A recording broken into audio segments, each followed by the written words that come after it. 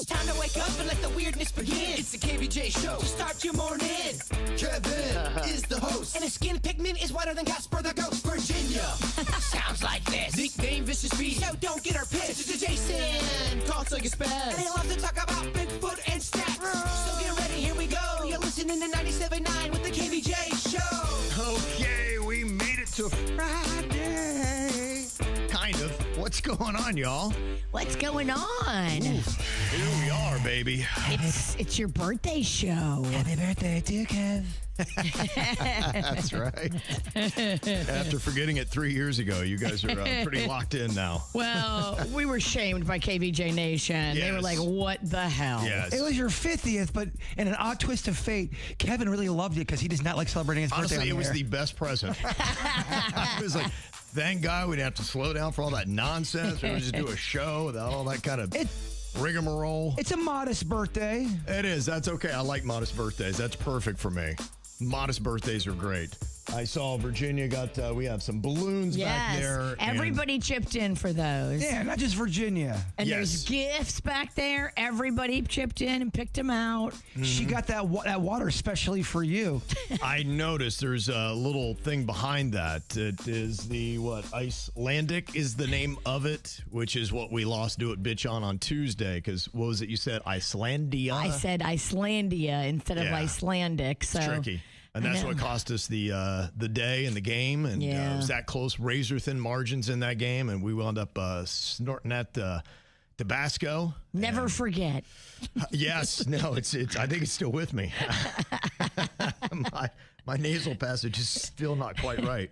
You won't be right for a minute. No. When you burn the inside of your nose with cayenne pepper, you won't be right for a minute. It went deep. It was more of how it traveled up into the eye region and the whole left side of my face. Yeah, that probably went in your brain. Yeah. I have definitely done another thing here on the show that's probably taken a couple years off my life. Just a couple. Hot sauce brain. You know, where we do get hurt and we have to go to the doctor and explain what we were doing, the doctor's like, wait, what were you doing again? I just show him videos now. That's what I do. I go, so this is why I'm in pain, and here's the video. You did this for your job? Yeah. The doctor's so confused. Yeah, I might want to think about a career change. Well, a lot of stuff is going on today. My actual birthday is on Sunday, so we got a lot of birthday stuff going on today. We weren't going to come in here on Sunday. No, I am not coming here on Sunday either, so this is the right day to do it. I'm not sure I'm coming on Monday. Yeah, we might go hard for your birthday without you and then be sick on Monday. Yeah, you never know. It is going to be a hot weekend. I don't know if you've seen what the temperatures are looking like, but the feel-like temperatures, when you combine the humidity and everything that goes into it, they say it's going to feel like it's over 105, between 105 and 110. Our sweet Denny's has made another bold prediction about rain this weekend. He's saying it's rain galore. Okay. I think I was seeing, I only glanced. I think maybe they said 40% chance, but, look, I think we're in those patterns where you might see it in the afternoon. And look, if he gets a 15-minute shower, it lands. But he was radically wrong all weekend, last weekend, where he kept telling you day after day that it was going to rain. And all it did was kept it sunny. I got a great tan. Yeah. It was amazing. I actually got a little sunburn on my back. So he's going to double down this week. He is. He wants to redeem himself. This weekend. Okay. Well, good for him. It's also Father's Day on Sunday. I know a lot of people are going to be celebrating that probably more than my birthday. Yeah, Magnolia's in town. She came in town for Father's Day. Mm-hmm. You guys doing something special? We started last night, so we did a nice, beautiful family dinner at Arthur & Sons, the new Italian hotspot in Juneau. I think I've heard of that. It's claimed, correct? It's jumping. Is this a Michelin chef that is running this one? Am I confused with another one? I think he does have accolades from New York. Yes. Been in the game for a while. Right. Brought it down here. This restaurant, I'm all about the decor. Yeah. It is next level. And then the food, huge portions, delicious. It's a vibe. There's live entertainment going on all the time. Okay. At night, it turns into a club like Moderano's. Yeah, I love that. Yeah, Cafe Moderano. Same vibe. And Oakland Park has been doing that successfully forever. It's the same vibe as Moderano's, but a little bit elevated, I think. Okay. The decor is like nice. Yeah, I haven't been in a Cafe Moderano for a long time, but yeah, I mean, they've been around for a while, so I'm not sure if they're updated or upgraded. It's a very New York vibe. There's big pictures of Biggie on the wall. Oh, really? Yeah. Okay. And like there's all kinds of New York icons, and then like spray paint, and then like chandeliers, and like it's a wonderful little mix of like avant-garde and traditional, and then beautiful. Nice. Okay. You're Sounds gonna like a fun love little it. place. Okay. Yeah, Highly I have to recommend. go check that out. I made a video. I'm going to put it on KVJ Eats. My video guy Panda is editing it. Okay. You got a video guy. It's nice. Gosh, Yes. can I hire him? He's very expensive. I don't want to tell you what you have to do to get him to work for you. I bet he's. Oh, man, When you yeah. ask him to edit something, he's like, "Sure, babe, that'd be great. Yes, I'd love to exactly. edit some more." No, he has to shoot it first, then edit it. It's like asking someone who works on hair all day, "Hey, you mind giving me like a haircut today? After hours?" Yeah, sure, it'd be great. Yeah, the video's coming. And then you're doing a boat day with your daughter. Going to be out in that heat. She's excited to be on the water. I'm definitely going to get in the water because it is too hot. Yeah, I went in the water too when I went over across the state. Over on the West Coast, it was nice, man. I mean, I do old man water stuff. I just kind of sit crisscross applesauce, let the water splash on me. You went in those springs that are crystal clear. We went there, but we went in the ocean too, or The Gulf. The Gulf. I mean, yeah, the Gulf. It was fun. Okay. A lot of splashing. Guys are so aquatic. I know. It Yeah. feels like I have gills now. Yeah, basically. Well, if you missed it live last night, it is on demand right now. There was a Weird and Whatever podcast happened on the KVJ Show YouTube channel. Jbird and Denny's and the whole crew back together again, talking about everything that's weird and a little bit of whatever. Now, you guys really put in the time, and you're luckily getting a lot of material for the show because you say that both you and Denny's, Jbird, saw some kind of aircraft that seemed a little different than what you normally see. Well, it was on Wednesday, and we were getting back from my QC Kinetics appointment. We were doing a commercial, and I was in the car. Denny's was driving. I was kind of just like daydreaming, thinking about the shoot, and then all of a sudden something caught my eye, and it was this very fast moving, and it looked like a fighter jet. And it looked like it was coming from the airport. And I just didn't know that fighter jets came out of the airport, and maybe it didn't. I was going to ask that question if anyone knows. Do you see military planes or jets flying out of that thing? I know I look smart, but I don't have military clearance about airspace. I have never seen a jet that close, that low, and that fast. Holy crud. It was out of the sky like that, man. We couldn't even keep up with it with our eyes. It's called a scramble, and it's getting ready to go do something important. Well, it was scrambling. It was heading due east. The coordinates, I believe, were 18 knots to 32 longitudes. It could have been a practice run, or it could have been a real threat to our national security. You'll never know. I don't know. I'm still trying to crunch the numbers, Virginia. Sounds very authentic, though, Yes. and authoritative. You can tell me and Virginia know what we're talking about. Yeah. High level. It was cool though, just because usually you see a plane or something in the sky. It's like, oh, look at that slow plane going by. This thing was gone. Yeah, I wonder because there was talk the other day that some people around PBI maybe had heard some kind of like a booming noise or something like that. And I'm wondering if there were some things that were going on. They say that June 17th, they say it was likely a military fighter jet operating near Palm Beach International Airport. And a lot of people heard the kaboom and we're calling and be like, what the heck is going on? Now, they said there was no evidence of a sonic boom, but military aircraft occasionally will operate in the area, especially when responding to airspace security issues.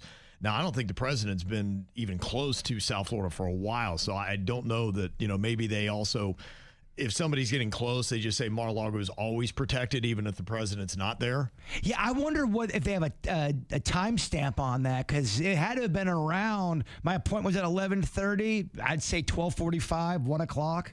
Yeah. in that time period. They have to always be ready for something to go down at Mar-a-Lago. Even if he's not there, it's a huge target. Yeah, it is. So you weren't the only one. So I think whatever you saw, it likely was some kind of fighter jet, but what it was doing and where it was coming from, I don't think anybody knows. But Just know you're protected, America. yeah, you're right. You can sleep at night. Yeah. Well, not with those jets going by. You little soy boy. I think those booms are going to wake me up. You got the U.S. of A. protecting you. That's right. You're fine. Today at 3 p.m., you got Team USA going to be taking on Australia on the pitch. I believe that's going to be in Los Angeles. But something fun for you to check out. It's going to be their second match. Hoping to advance to the next round. You know what that means for Australia? Bad news, mate. Worries, mate. Worries, mate. Yeah. Well, the other host countries did well yesterday. Canada got a 6-zip win over Qatar, and Mexico beat South Korea 1-0. People were really getting down on that South Korean goalie. He had kind of dropped the ball right by the goal, and they said, cool, boink, kicked it right in. Dude. It's going to be tough to go back to South Korea. You know, when you do something like that on the international stage and you kind of let your whole country down, it's kind of a tough thing to do. You may want to take an extended vacation and not go home. I'd say move to North Korea, but I don't know. Yeah. I don't know if that's good. Maybe Stay not. where you are. Yeah. Yeah, it might be the plan. Well, they say that a lot of the tourists that are going to be leaving the United States are going to be met with a challenge, and that is how to get their ranch dressing back to their home countries. This apparently is the standout product that they're finding in America, and they're going crazy over. In fact, there's a Swedish influencer named Elsa. Of course, what else would she be named? Her sister's Anna. She said that the ranch is, quote, like crack, and she said, Europe, we need ranch ASAP. They can't get it, like, shipped. Yeah, I kind of find it hard to believe that they don't have a ranch over there. Is this more of TikTokers going, oh my gosh, I love this ranch, it's crazy, and they do have ranch? Never been to Sweden, so I can't say. I would never doubt an Elsa, though. I mean, and I would never doubt anything I saw on TikTok, so, I mean, how could it be a lie? You can absolutely, I mean, right? They just may not have known about it. You can ship it to yourself. You can't order what you don't know, Virginia. They have no ranch in Sweden. I find this very hard to believe. If somebody's Swedish, let us know. Have you ever seen ranch dressing over there in that country? Well, the smart people at Kraft, they have leaned in on the global fame that it's now getting, and they have come up with a Kraft TSA compliant ranch kit, because the issue that they say a lot of Europeans are faced with right now is they're trying to get their ranch dressing home. You know, you got a limit to 3.4 ounces in the containers. And so what are you going to do about that? In fact, TSA has come out with an announcement saying, please avoid chugging your ranch outside security. The airlines will check it for you. So they just want to let... Put it in your checked bag. Yes. So this ranch thing's really causing some issues here. Yeah. No, it's that's what ranch does. I used to love ranch, and something happened where, I don't know, it doesn't hit like it used to. It's got to be a specialty ranch. Barbecue ranch, very delicious. I love ranch when I dip my hot, cheesy bread in it. Okay, I respect that. That, to me, is the real deal. I used to eat that every day when I worked at Chuck E. Cheese. That was my employee meal. I think just my parents threw down a wishbone ranch on my throat too much. I'm like, this is the best we got, guys. Wishbone is a little watery for me. I like her to be more of a thick girl. Exactly. Not cutting it for Virginia. No, it's too watery. Wishbone. Ain't cutting for the bird either. Yeah. Good. Well, we do have some other things going on in South Florida this weekend, including our own World Cup match that's going to be happening on Sunday at what I'll continue to call Hard Rock Stadium, even though FIFA will not allow it. It is Uruguay and Cabo Verde going to be going down. And there's a couple things to know, because we played that clip yesterday. People said it was a nightmarish situation trying to get into the stadium, which it almost always is. I don't know if I've really ever had a good experience. Be like, that was so easy to get in and out of Hard Rock. No one's ever said that. And with this, it's crazy. Like, you're taking a shuttle. And you remember when they had the people rush the gates? And I think it was it Copa America, maybe, that they'd had a couple of years ago, and there was an issue at the gate. Well, they've now come up with a new security precaution where they're getting people kind of through that checkpoint sooner, but that's causing a lot of the delays that's going on getting into the stadium. So just know that the first round, hopefully they'll figure it out, but they never do. So I don't know. We'll see what happens. But just give yourself 3 extra hours Probably. because you might need it between the parking and then the getting in. Right.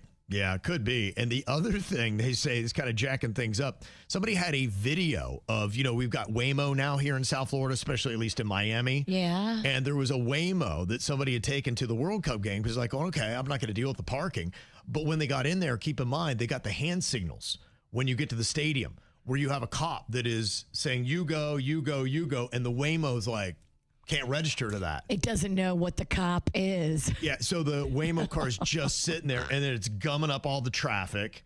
And you can't tell it to move. You can't, talk to the driver because there is none. The person stood there and filmed it. It was 10 minutes. Oh, my God. 10 minutes. It was just sitting there blocking traffic, and they couldn't get it to move. It eventually made a right, though nobody really knows what triggered it to move. It just finally said, maybe I should go. Wow. Yeah, so that might be, if you're thinking about taking a Waymo over to the stadium, that might be a bit of an issue. So that's just some of the stuff that is going on this weekend. But if soccer or going to watch parties is not your thing, in fact, somebody said, Kev, you got to go watch the party at Dawson Abacoa. They have a really good setup, and there's a lot of good places to go watch matches. So that'll be a fun thing going on this afternoon. Skip out of work, honestly. Go have a little bit of fun. Amen. All right, let's go. Life is short. Let's start now. Boy, it might have been even crazier than when I was there 30 years ago. I don't know if you saw any of the New York Knicks Championship parade that was happening there in Manhattan's Canyon of Heroes, but it was kind of in Times Square, and my goodness, was it a madhouse. Now, I saw chaos when I was there in 94 for the New York Rangers parade, and down in the midst of it, it was so tame compared to what I was watching yesterday and seeing this morning on social media. Well, they were trying to do crowd control with bicycle barricades and just a few cops standing there. And the crowd just pushed the bicycle barricades aside and literally ran over the police officers. I was like, okay. Yeah. If I was one of those cops, I would have just been like, you know what? I'm going to step back and you guys just do whatever you got to do. It was unenforceable crowd control. Yeah, I'm a little outnumbered over here. No. I had heard one account that had put it about 2 million people. Now, other ones were saying simply only about 1 million, but that's a lot of people. And they say it was the largest New York City police effort of all time. I guess with everything they threw into it, how many cops they had, how involved it was. They tried. Yeah. But there was just no controlling this crowd, not with a bicycle barricade. Yeah. It wasn't going to happen. No. This crowd was like, nope, we're going that way, whether you like it or not. And then the whole crowd went that way. Right. It was quite a celebration, though, even with all the chaos that was going on. You had Alicia Keys. Of course, she was performing Empire State of Mind. You got to be doing that, right? Of course. It's so fitting. Then you had Fat Joe, which, he just, honestly, I think he just drives the streets of New York. Because when we were there last, my son he's like, hey, that's Fat Joe. And he got a photo with him. I think he just drives around and it's like he's just a tourist guy. If you see Fat Joe, he'll take a photo with you. I love that. That's just his thing. That's what he does. So, of course, you got to have Fat Joe there. Mary J. Blige, Wu-Tang Clan. Wow. Which, by the way, their performance that they had during one of the finals games, you're like, oh, my gosh, you forgot how great Wu-Tang Clan was. Wu-Tang forever. I love Wu-Tang. It was just fantastic. It was so New York. It was so great. Ja Rule, so many other ones were there during the celebration. So all that part was really cool. They got a key to the city, which obviously is a beautiful thing. I mean, unless you're somebody that is just known for all your great contributions like Diddy, you don't get a key to the city. Diddy had to give his back. Yeah. Maybe they recycled it. They Maybe might have to the changed the Knicks. locks. They changed the locks. Yeah. Yeah, after Diddy puts his key in, that lock ain't no good anymore. That key's got baby oil all over it. You don't want to deal with that. So they got all that kind of good stuff. Of course, you had Spike Lee was out there celebrating. They put Timothée Chalamet right there on the bus and gave him a microphone. It's a good move. Think so, huh? He's a star. He's an A-list star. Did he get any champagne in his eyes again? No, thank goodness. No, I think now My papers. he wears protective goggles. He's very afraid of that. I got to get him them toddler swimmy goggles. Uh-huh. Yeah, so it looked good. I mean, the only thing that kind of went off, was a gun. Yeah, they did have a little bit of a shooting issue that had gone on. And, of course, people just start scattering all over the place. Of course. When it went down. But, you know, other than that, it didn't seem like anybody was killed or anything like that. So no injuries reported. Juvenile was arrested. Nobody died. Good job, New York. Yeah, you know, look, I mean, with that many people, and they were all so chaotic. I mean, I saw somebody that was up twerking on a pole, and then somebody was ripping her pants off, and it was just, I mean. Oh, my gosh. And then the devil ran by. Honestly, people were climbing buildings and hanging off of the buildings. If you know the little police station they have there. Yeah. Somebody was climbing up on that. In fact, there was a guy that was overdosing on top of it. What? And they had to climb up there to get him, brought him down. Somebody was reviving him, and then he came to and sat up and tried to make out with the girl that was reviving him. Oh, what? No. What? New York. I mean, seriously. What is happening over there? Oh, my God. Everywhere you look at, you're just like, It was just stimulus overload there. I am so glad I missed it. Someone said that we're not being, they sent me a message, go, you guys aren't being fair to New York. It's not as bad as all the things you're saying. And I was just going, look. Well, we're not going to report on the good stuff. Well, we're only going to tell you the wild and wacky. I'm telling you the good stuff. I mean, I'm telling you that for all that people, what New York police did was absolutely amazing. I mean, that to me is the headline. I mean, they were all stars, all of them yesterday. So that was great. You had some really crazy people. And unless that's all AI images that I saw and all the narrative is completely wrong and everything I saw on social media, I'm only speaking to what I saw. Yeah, I mean, I saw them. I really did see a bunch of people light a school bus on fire. I didn't make that up. No, Nobody died, though. Nobody died, and that's a good thing. Right. Yeah. I mean, with all the chaos, there were some moments and some things stood out. But, yeah. I mean, New York's always kind of a crazy place. I think you kind of know that. But the crazy things that happened are that's the things that get videoed and headline. And that's what people talk about. Like, I'm sure lots of wonderful, sweet moments happen too, but that's not going to go viral. Yeah. I mean, we talked about that. Timothée Chalamet with a microphone, so sweet, so gentle, so cute.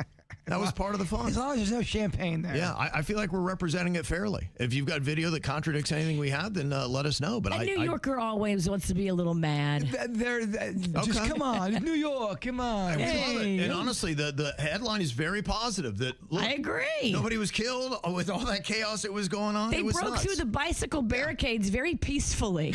It was a slow-moving overtake of the NYPD. Yes. And then the NYPD just put their hands up and backed up. Right. It's a beautiful thing. Thank goodness. Yeah. I would say it's all positive. So what a crazy fun day. And I know New Yorkers are very happy about their New York Knicks. Well, what do you do if your daughter is pressing you to be in a mom group you don't want to be a part of? I think this might happen more than you would expect. And this email says, my daughter just joined this new dance team. And I have now been drug into this mom group all because all of our daughters have become fast friends. But the problem is I cannot stand any of these women. They are terrible people. They are mean. They talk trash about every single person. And they always then put me into their circle. And I really don't want to be associated with them because I think people can see and know how nasty they are. And I don't want to be thought of the same way. But my daughter is begging me to please hang out with them. Even when we're not doing dance, she wants to do stuff with these girls and she wants me to be with their moms. Now, I've kind of held my ground. I said, look, I can take you there and whatever, but I'm not going to be a part of this clique. But she is still insistent that I do this. And she's so upset saying everybody else's mom is there. Why can't you be there hanging out with them? And now I do see it's making it more difficult for her. And her friends are asking, why don't your mom ever hang out? So what do you do? And how would you handle this? How would you manage a friend group that you don't want to be a part of, but yet your daughter's putting all this pressure on you? This happens, I think, to a lot of moms and dads.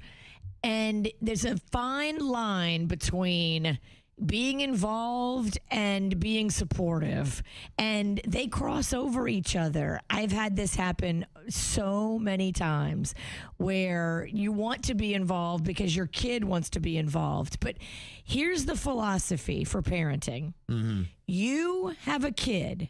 They come into your world. Okay. You don't go into theirs. You still have to keep your identity. And if your identity doesn't want to hang out with these hens, these hookers that love to talk trash, you have to keep true to yourself and your identity. And if you don't want to hang out with those moms, you just tell your kid, I'm so sorry. I'll drive you to practice. Yep. I'll drive you to the dance meets. I'll drive you to anything. I want you to be involved. But these aren't my friends. These are your friends. I have my friends.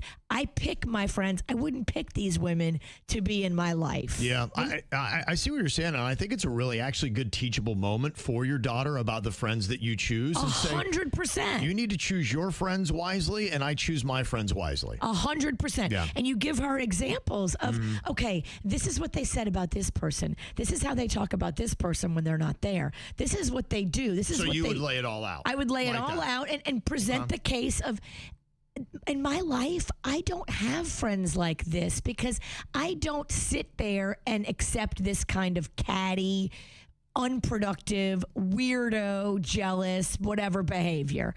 I don't give it no time. So I'm not going to associate with moms like that. Now, you may love these dance girls, daughter.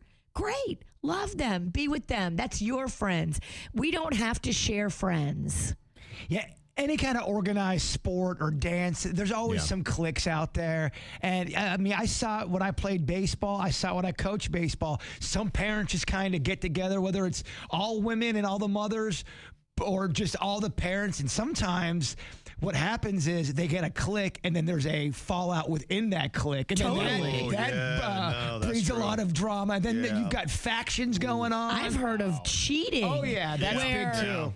This kid's mom and that kid's dad end up hooking up. Yeah, my dad would always come to my baseball games. He would stay away from the people. He would go on the other side of the dugout. I'm like, Dad, who are you pulling for? Your dad had it right. The other team. He looked like he had his son on the other team. It may be a little lonely over there in the other dugout, but you know what? It's drama free. I liked it. I didn't like seeing all the parents kind of getting up. Those drama gets started when all that starts to happen, especially if there's drinking involved. We got no time for that. Your friends are not my friends. I'm so sorry, but that's just not how I roll. Yeah. So I'm sure this happens a lot, so you're not alone or an isolated incident, but it seems like that is the best way to handle it. It's the KVJ Dirt of the Day. It's the KVJ Dirt of the Day. Virginia, take it away, because you know we need that Dirt of the Day.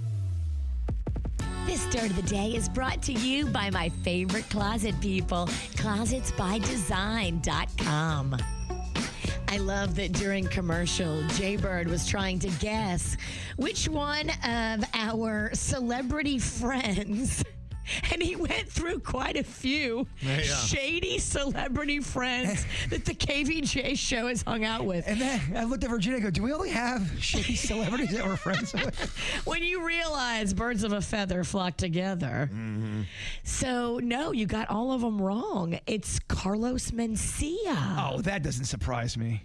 12 felony counts of tax evasion.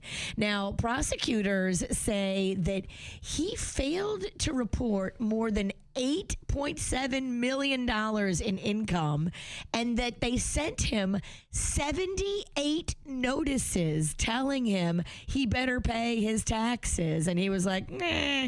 Taxes, schmaxes. It doesn't really sound like his MO. I mean, I've never heard of him ever cheating the system. So they went to his house and they scooped him up, put him in cuffs, arrested him. He is being held on a $250,000 bail, and if convicted on all charges, could face more than 11 years in prison and still have to pay back the money owed. 11 years in prison, and you got to pay the money when you could have just paid the money. He never recovered from the whole joke stealing thing. He really did not. Comedians within the industry, they turned on him. Really? Because he never really admitted it. He never said that. There was always an excuse for him to where it looked like he didn't do anything wrong. I mean, we used to be boys with him. There are so many stories of people saying, dude, he lifted my stuff. I mean, Joe Rogan went up on stage during his set, called him out. Other comedians backed Joe Rogan up. I mean, I don't know if you've ever seen that clip or not. Oh my gosh, it's an amazing clip. Wow. It's a big clip in the comedy world, and he never ever recovered from it. And he's still trying to. He just did an interview not that long ago with comedian Bobby Lee, and Bobby Lee was his opener for a long time. And even back in the day, Bobby Lee is talking about how he stole stuff from Bobby Lee. Wow. So yeah, everyone says the same thing, and he doesn't really own up to it. What's kind of crazy is back on season 3, episode 3 of the Mind of Mencia that he used to have on Comedy Central in 2007, he did a whole thing about paying your taxes. And that is the difference. You know, when you come here, you contribute to this society and you pay your taxes. Like, he was doubling down on how important it is as an American to pay your taxes.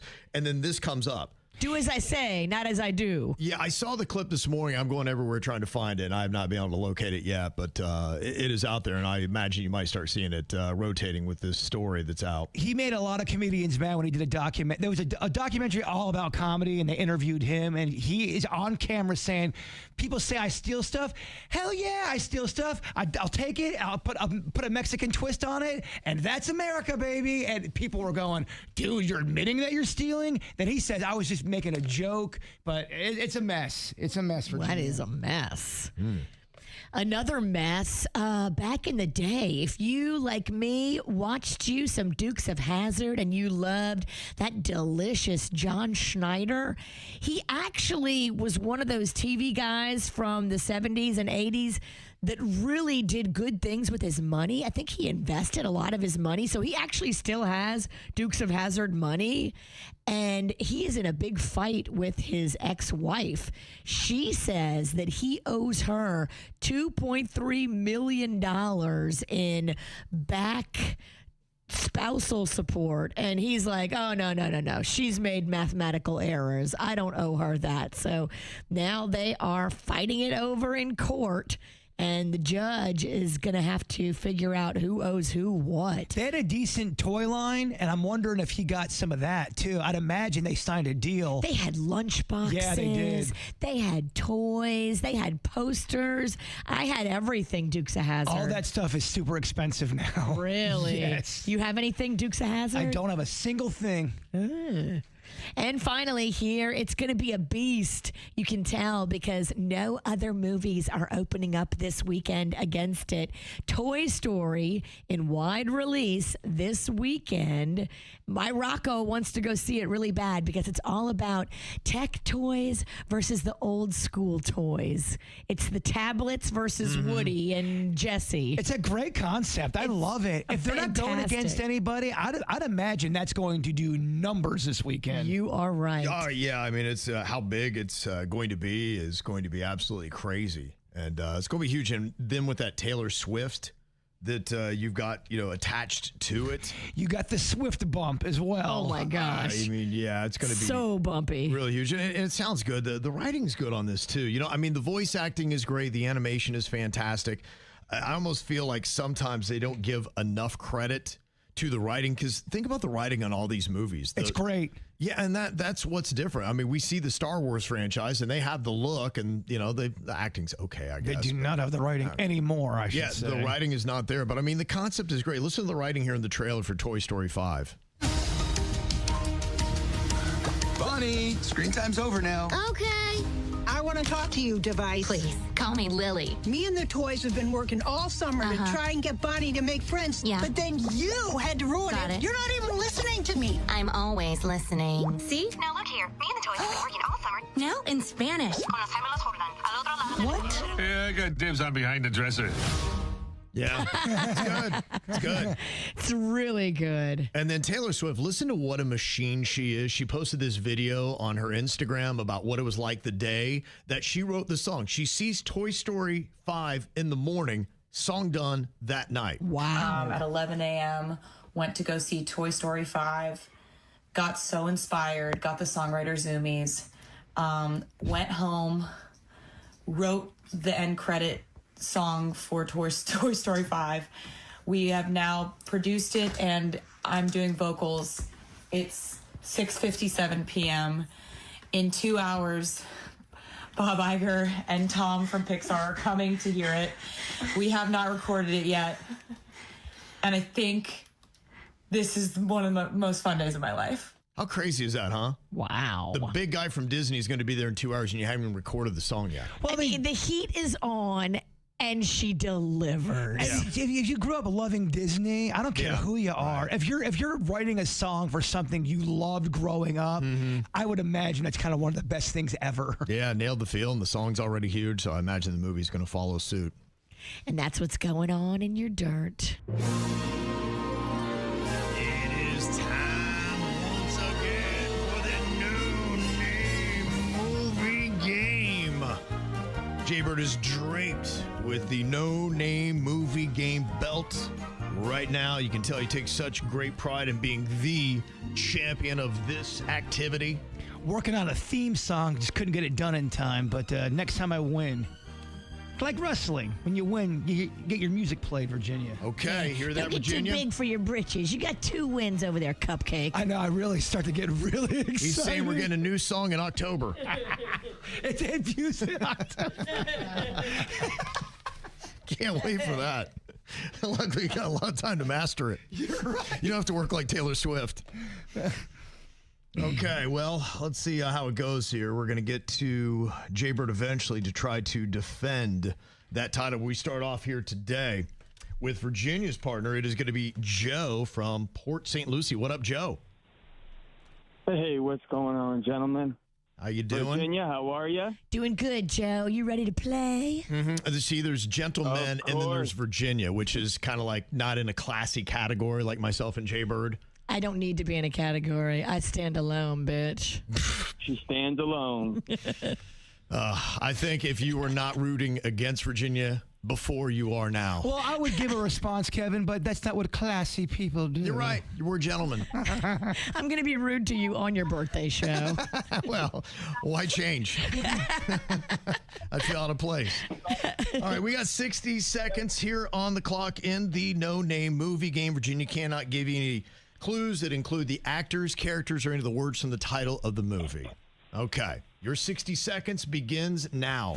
Okay, wax on, wax off. Jbird loves this movie. Karate Kid. Yes. Okay, it's not from far away. It's an angle on the camera. It's not far away. It's Nearsighted. pass.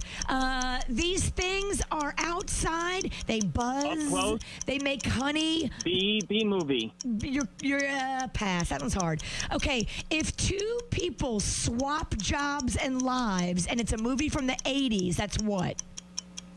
Switching places. You're so close. Poultry in motion. Trading places. Good, you got it. Poultry in motion. It's a cartoon. Poultry in motion. Chicken Run. Yes, you got it. It's the first thing that you are in high school. It's the class. You're a what? Freshman. Yes. Pass on that one.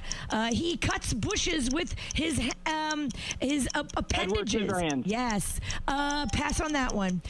You get this on your skin if you're nervous. It's chicken skin. Called what? Goosebumps. At the end of the buzzer, we have got, it looks like 5. The question is it enough to win the tournament? We got 5, Joe. I'm very happy with that. Okay. All right. Virginia feels very confident. I'm sorry about Goosebumps, but you did get it. In my world, you got credit, Joe. All right. Next up, we've got Rosalita from Juno Beach. Hello, Rosalita. Hi, good morning. How are you? Good. How are you doing? I'm driving to work. I think I'm getting pulled over, but I'm just going to keep going, so go ahead. What? Let her. I'm just going to tell him I'm on the phone right now. I can't pull over. Let her get pulled over. You should pull over. Yeah, get pulled over. We'll have another. No. They passed me. Never mind. It wasn't me. I thought it was me. Rosalita, why do you think you're being pulled over in the first place? No. Because he came out from the from the side road and he got behind me, but then he passed me, so I'm good. So all right, let's go. Let's play. I love this. I assume you're going a little fast, Rosalita? No, I wasn't. That was the thing. I was like, wait, what the heck's going on? No, I thought he was pulling me over. I was like, no, not me. And then he went around me. So I'm good. I'm golden. Let's go. Let's play. I love that when the cop down. like pulls around and doesn't pull you over, because that is like, oof, thank God. Well, I don't know if you know. Yeah, he just scared the bejesus out of me. I was like, oh, come on, man. I want to play right now. She really wants to play. I don't know if you got that. I love it. Okay, 60 seconds on the clock here. We got to beat 5. Rosalita, our time begins now. It is the Hawaiian cartoon movie. It's animated. Aloha. You sing the song. It's one girl's name. Okay, pass. Okay, it is not karate. It's a different style. And if you're going quickly, you're doing what? Pass that. I don't like that. Pass. This is a yellow animated movie. It's furry. It's got a weird name. It's only one name. Pass on that. Curious George. Okay, you've got two guys and their parents get together and they don't like each other. But they become what? When their parents get married and you got two guys, Meet the Fockers. No. It's the two guys get together and then what is their relationship? They're not sisters. They're pass. Okay, this is somebody that brings a package to your... Step Brothers. Okay, this is somebody who brings a package to your front door and it's not a woman. That would be what? Mailman. Pass. Okay, this... UPS man. Okay, when you look back on the past with fondness, you have what? Oh, nostalgia. I'm so sorry. Oh, okay, my God, I'm so sorry. That's all right. That's all right. A little bit of a rocky round there. We had Delivery Man, I think, was one of those. We had the animated one was Moana. Then we had the Lorax, which was a little bit crazy. And then Kung Fu Hustle was in there. But at least we got one on the board. Delivery Man. What movie is that and what year is that from? Yeah, Denny's. Yeah, Denny's. She's calling it into question. Rosalita's now coming to the radio station. She wants to talk to you about this. What the heck is going on? She's not happy. Delivery Man? I've never heard of it, never seen it. And seriously, Jason, hook me up, man. What's going on with that? I love that movie. It's a Vince Vaughn movie from 2013. Give me the plot of that. That's okay. All right. You know what? Hey, better luck next time, Rosalita. Just please do not get pulled over. No, I'm sorry, guys. Have a great day. I'll talk to you later. Okay. Aww. There you go. She's fun. Yeah, gotta love Rosalita. She's getting it going today. All right, I'm out of contention, Bird. You have to get 6 to hold on to that belt, 5 to force an overtime. And your partner is going to be Stephanie in Lake Worth Beach. Hello, Stephanie. Good morning, KVJ. Stephanie, I need this title. We're gonna get this. Sorry, Virginia. Damn. Well, that was cold and calculated confidence. I love it. If you think you can take the belt, come and get it. All right. 60 seconds is what you've got on the clock here in the No Name Movie game. And your time begins now. Pass.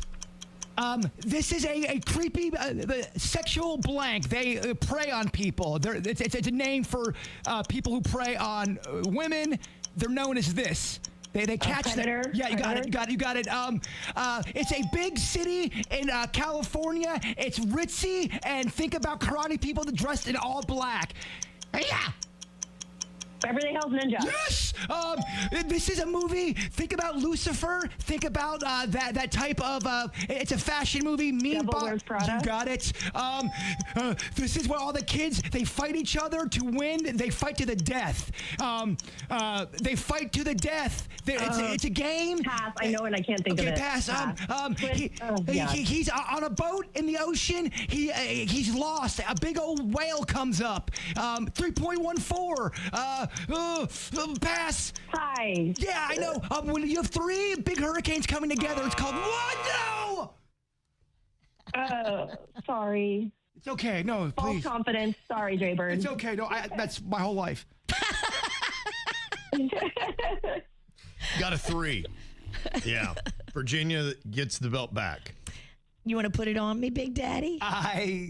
No, and don't ever call me Big Daddy again. And you're a gentleman.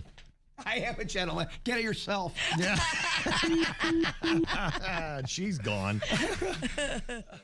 You know, I think this is something that if you've ever watched movies, especially the action variety, you see all this calamity happening And you're like, how did they just walk away from that? Because sometimes when I just trip on the sidewalk, I'll be down for 25 minutes.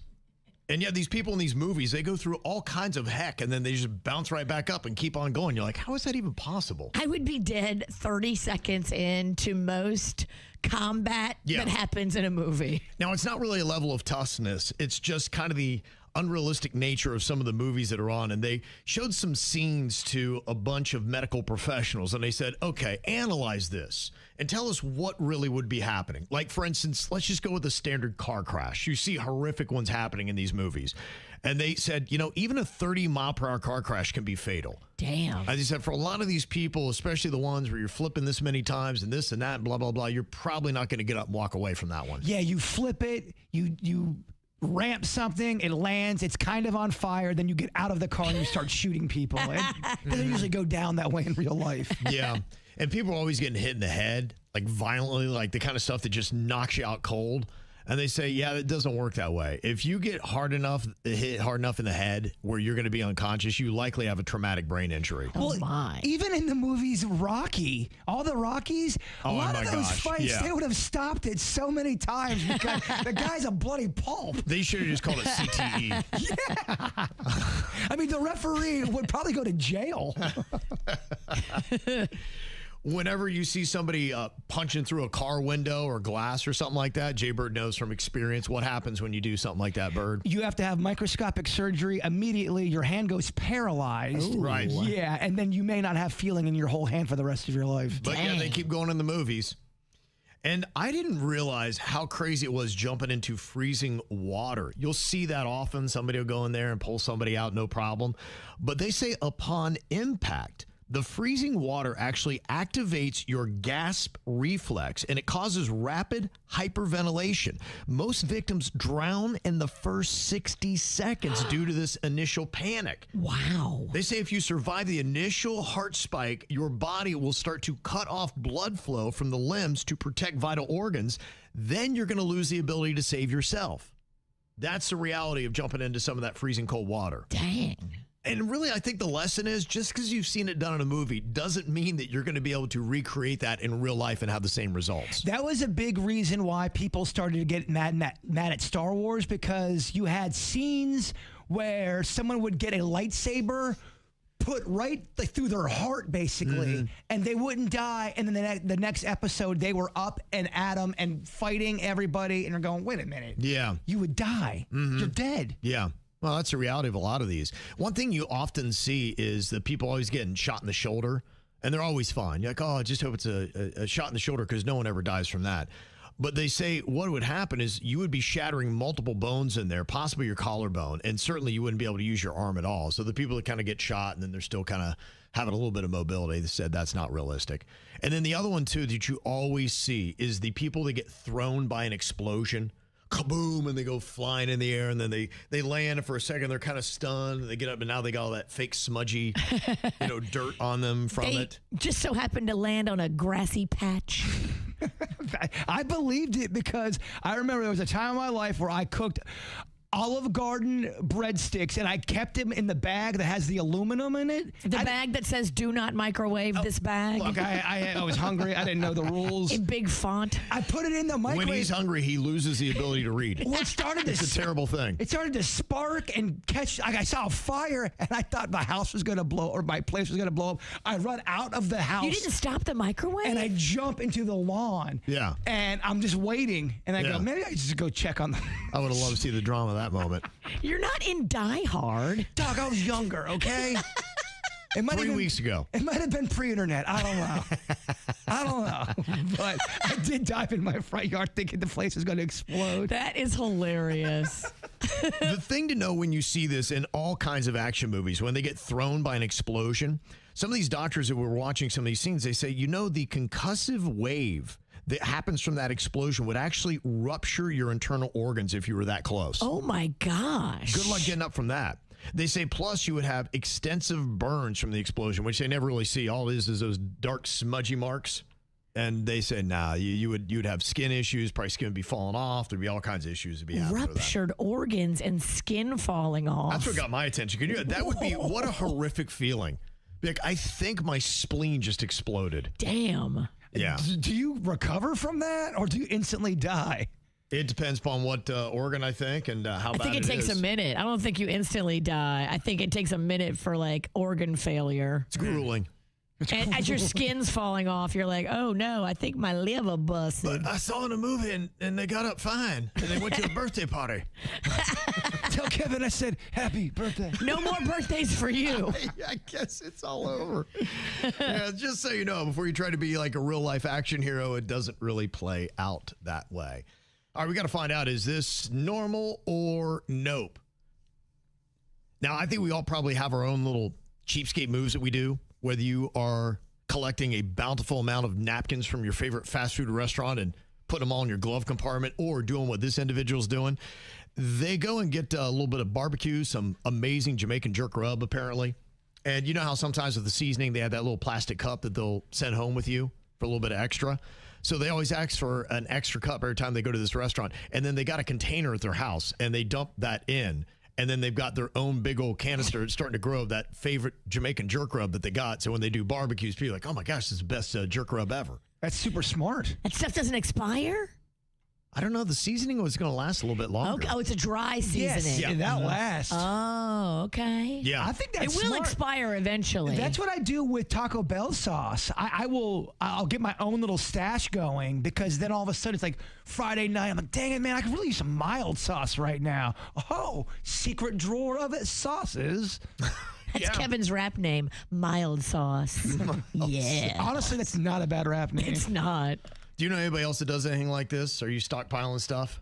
Yeah, it's me. I think everybody's got a few sauces in the fridge. Oh, yeah. And look, I don't expect to get stuff for free. I will always pay extra for a sauce, but I do like to have a sauce army. I feel incomplete. Well, the dry rub's even smarter. I mean, if you've got a seasoning like that they have at a restaurant, you know, sometimes you go in and you get some amazing stuff that goes along with it. There are a couple different things I go, and they'll give you that kind of like seasoning. You get maybe like a shrimp sometimes. Yeah, if you really love it, why not get a little extra container, go home and get the big one and fill it in there? I know a couple people who take their grilling super serious. I mean, they will bend the ear for about 20 minutes talking about rubs and sauces. And for the first 5 minutes, you're kind of, it's pretty cool. 10 minutes in, you go, all right, dude, I get it. You're awesome at ribs. I need to get inside and get a drink. Yes. Stop talking to me. Speaking of rub, you're rubbing me the wrong way now. Now, there's a couple of things here, normal and nope, on pennies. One person said that even though they're not making them now, I feel like I have to collect them all. And I'm stockpiling pennies because I feel like they are just going out of style and I'm not going to see them. So I don't know why. I just keep holding on to them. There'll be a market. All these ads come up on my Instagram and they always say, do you know what your change is worth? And then they'll put like this penny up and they're like, this is a penny from 1942 and it's worth $500. And I'm like, oh my gosh, one penny worth $500? So I'm going to probably I'm making a guess here. I think most pennies probably won't be worth a lot of money, but I think there's going to be some pennies out there. If you have it, to your point, an old penny that's got some history to it, and you can prove that, that's going to be worth money eventually. Legit. Do you know which years are worth something? Because I have a bunch of pennies that my old AF neighbor, before he moved away, gave us this big thing of pennies for Rocco. And I was like, don't know when I'll ever be able to go through these. But if we know which year is valuable, I'll make Rocco go through them. Keep in mind, it's not always the oldest that's the most valuable. Sometimes there's a historic reason why something is possibly valuable. So do the research. You might have something there. I don't have time for the research. I want you to do it and tell me which pennies are valuable. 70-30 then. I'll do the work, but I want 70%. I'll give you a cut.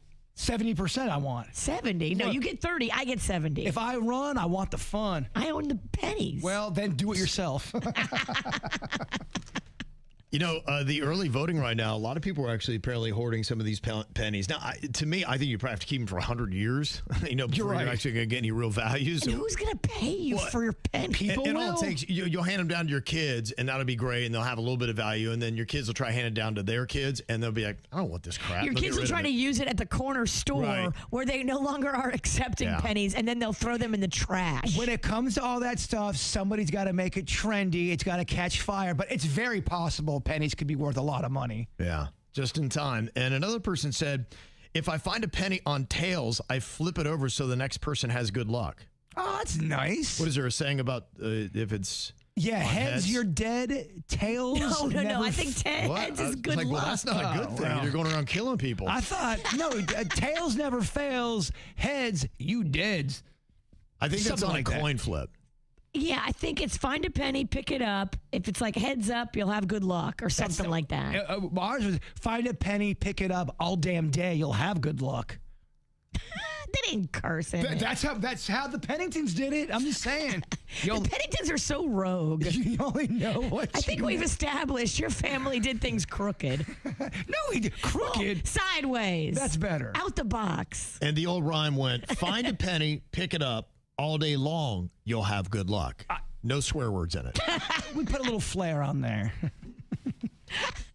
Normal or no, this person says, I change my bath towel at the end of each week. I think you should because I think it gets kind of gnarly. Yeah, I don't have a problem with that. I guess it's how frequently do you change? I mean, every day, what are we doing here? If we're doing it every day, you're constantly doing laundry. Yeah, a week seems to be right.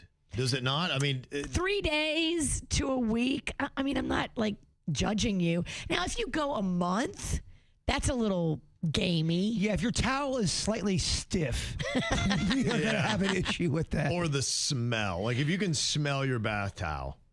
Yes. Then but that I might mean, be a you little only use it when you're clean. So in all actuality, you could go a week because you're not like farting in it. You're not wiping sweat with it. You're just wiping your clean body with it. Have you ever tried to use a towel where someone's done it on a clothes hanger and then you go to rub it on your body and you basically cut your nipples off? It is so stiff. And you think drying something outside, you'd think it would be so beautiful and natural and because it's breezy and perfect. You're rubbing your body with this stiff towel and then you're like, what's on my body? Oh, it's a beetle. Oh, cool. There's a leaf on my nipple. Yeah, it's horrible. Yeah, right now it breaks down to a majority of people, or at least the number one answer. Well, it's back and forth between every 3 days and weekly. So looks like most people change it weekly. So that would be normal, but it's back and forth. It's either weekly or every 3 days. What's not normal is changing it daily. Only 10% do it that much. And then 8% change their bath towel when it smells. That's all your bachelors. And what about this one? Normal or no? They say, I won't watch the final season of a show that I love because in my mind, the show never ends. Yeah, I kind of understand that. I don't practice it, but I get it. Do you think that could be normal? No. I understand, but I don't think it'd be normal. It's not normal, but I do understand. Yeah. I want to see how it ends so I can wrap this up in my brain. Well, that's why people get sides for their sandwich because you don't want that sandwich to end. So when you see that sandwich ending, you get kind of bummed out. You go, all right, well, let me start hitting these sides up a little bit. I don't want it over yet. Oh, that's the strategy? Yes. But then what if you get too full to finish your sandwich? That never happens. Okay. Well, you got to fight through it. Okay. He will power through full. It's the KVJ Dirt of the Day. It's the KVJ Dirt of the Day. Virginia, take it away, because you know we need that Dirt of the Day. This Dirt of the Day is brought to you by my favorite closet people, closetsbydesign.com. Jelly Roll and Bunny XO, of course, are splitting up. So this seems like a really good idea. They said they're still moving forward with plans to have a baby together despite ending their marriage. Bad idea, guys. Yeah. What the F? Well, you know, this is what Bunny XO is saying, and she's already done an episode on her podcast. For her, this is just pure gold. And so she went all in. She had a lot to say, but this was just one of the many things. Is that's my f***ing best friend, dude. Like, I love him. And you guys are going to be shocked to hear this, but we're still having a baby. You know, we're still having a baby together. We're going to co-parent together. Jay is my best friend. Like, this isn't what you guys think this is. Nobody cheated on the other person. It's literally just we served our purpose for each other. You know, here's the only thing. No, if you're about to have a kid together, your purpose is continuing. already some of this stuff is not gelling because there's so many rumors that are out there about whatever's going on. Part of it is that her lifestyle, where she wants to go, is not matching up with his growing Christian faith.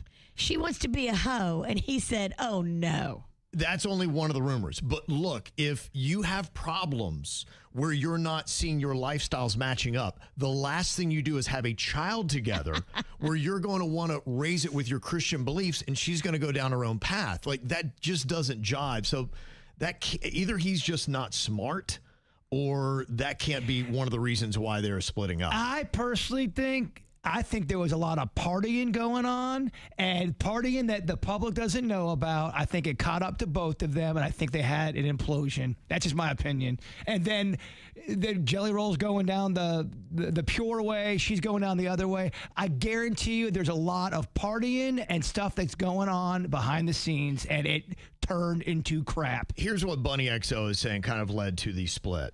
So on Mother's Day, we had a little bit of an argument, which I don't think the details are necessary. And in that argument, I was so fed up and so tired that I just looked at him and I said, well, then file the divorce papers.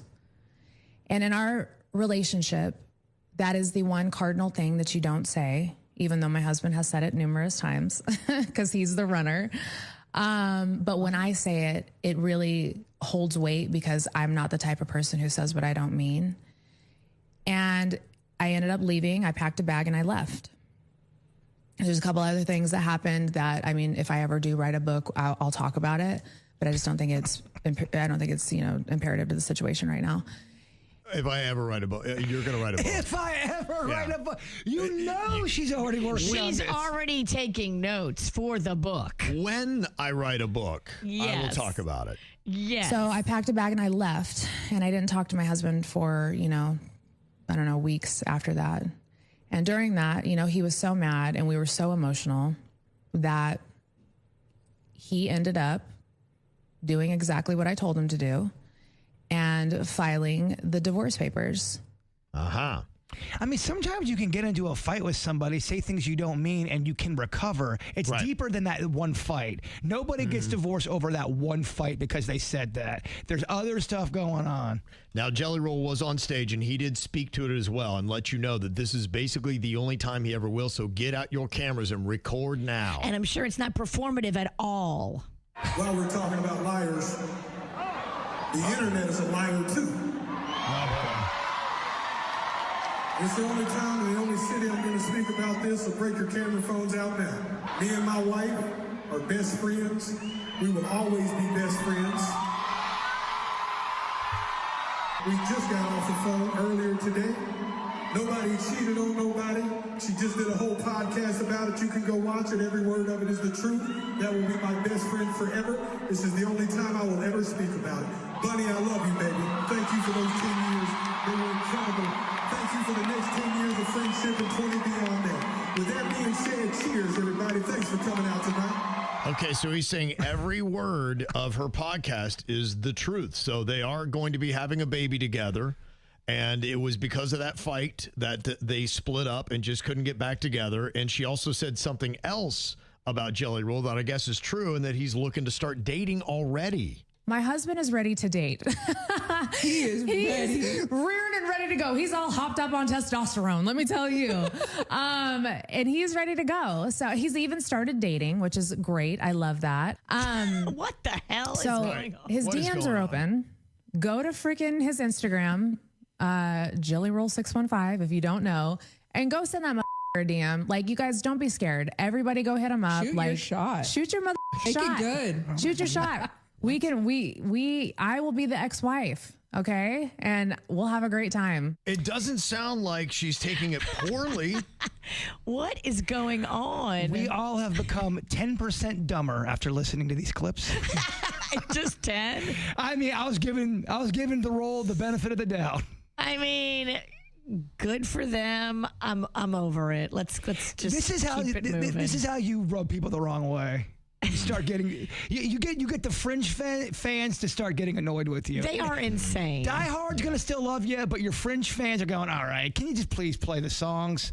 Yeah. Well, if every word of that podcast is true, I hope that Jelly Roll really reconsiders having a baby with this woman based on everything we just heard. But you might just deserve exactly what you sound like you're going to get, which is co-parenting with someone you're not on the same page with. Look, they serve their purpose. Bunny's words. Speaking of crazy, Chris Brown took the stand in his battle with his housekeeper. Now, she's suing him for $90 million. She said she was attacked by one of his large dogs that he has on his property for security. Now, Chris Brown got on the stand, and as you can imagine, it was kind of a hot mess. But some interesting things came out of his testimony. So he's got security cameras, but somehow all the footage has disappeared. We don't see any footage of what happened the day this guard dog attacked his housekeeper. We do know, and he admitted, that the dog had lived there for about 6 to 8 months, along with several other dogs at the home. Now, he said he warned Maria about going into the backyard, but he said she went back there, so she's responsible for whatever happened with the dog.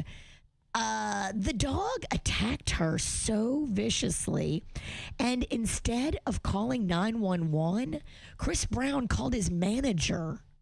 And the manager called 911, adding time to the response. Yeah, you see that a lot in all of these kind of cases where there's an emergency going on and someone does not call 911. They call their friend. He didn't want to be the 911 call that was leaked to the media. Yeah. So instead of helping this woman and trying to get her quick attention, he thought of himself and his reputation first, and then called his business manager, and then that person called the ambulance.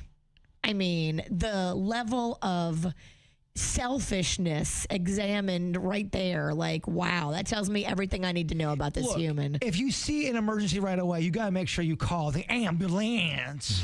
Ambulance. And then when the cops were looking for him to talk to him about what happened, he was driving around and said, "Oh, I wasn't aware the police would want to talk to me." He got in his car and left the scene. He didn't do it the right way? It's bizarre. Right. He denies that he is responsible, even though it happened on his property. I don't think he's going to win, but I also don't think she's going to get $90 million. So stay tuned. It continues today. And finally, a great story coming out of the New York area. You know, you saw the Knicks celebration the other night, and unfortunately, a bunch of vehicles got set on fire, including this New York taxi cab that belonged to a 59-year-old Algerian immigrant named Nourdine. Well, French Montana, who is a Knicks fan, just cut a check for this guy who had his cab torched. He wrote the guy a $75,000 check to cover his next 6 months of living expenses while the guy gets back on his feet and tries to recover from having his cab torched. And that's a good thing. Yeah, that is. I like that, French Montana. I think more celebrities that support the Knicks should step up and help people that were really damaged financially by the Knicks fans after they won. I never saw a clip or anything, but do you know if anybody from the Knicks organization did make a statement saying, "Hey, y'all, keep it cool out there, please"? Did they ever mention any of that, or did they just kind of keep it moving? I never saw anything from that. I'm not saying they didn't, but I didn't see it myself. If they did not, do you think that it is their obligation to maybe make a public statement, or are you kind of like, nah, it's not at all their thing? Well, they may have just said, look, it was I think really it was a fringe amount of people considering how many people were out there. Sure. It's not like it was, crazed. And would they listen anyway? Likely not. Likely not. Yeah. Yeah, it might be a futile thing. They have too much other stuff to worry about. I always wonder, like, on a PR standpoint for a business end, would they do that? Great question. And that's what's going on in your dirt. Well, I got to say, yesterday was a little interesting. I was on a panel for the Florida Association of Broadcasters at the Breakers, very prestigious crowd, so many heavy hitters in the room, and I'm the moderator for a panel that includes my ex-boss, who is responsible for firing me. Literally. We got fired in that dude's office. It was one of the quickest firings in the history of firing. I think it took less than 20 seconds. They kind of knew. We walked in, we looked at each other, go, yep, okay, see ya, thanks, all right. It was not a well-kept secret. No. Nothing in that building was. The slow burn on the air for about a month was very long. Yes. In fact, we know other people were paying attention. Be like, I think KVJ is going down in flames. They're playing 14 songs an hour.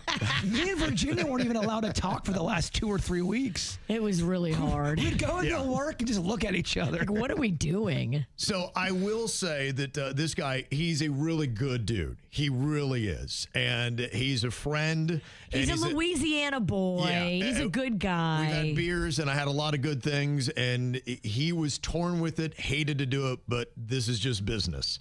And he's like, you gots to go. But I don't even think it was his call either. No, I don't think it was his call. Yeah, I think he was part of a team, but yeah, there was somebody above him that had the pleasure, and she was the one that, and she did seem to have a little joy in her eyes. Her eyes were dancing as she was like, Kev, you're gone. She's like, yes. She's kind of like, yeah, baby, out of here. She's like, don't dancing. like you, and you're gone. Her eyes sparkled. She's celebrating it. So this individual who was part of the team that decided that KVJ needed to go from our last station that was in Miami, I got to ask him.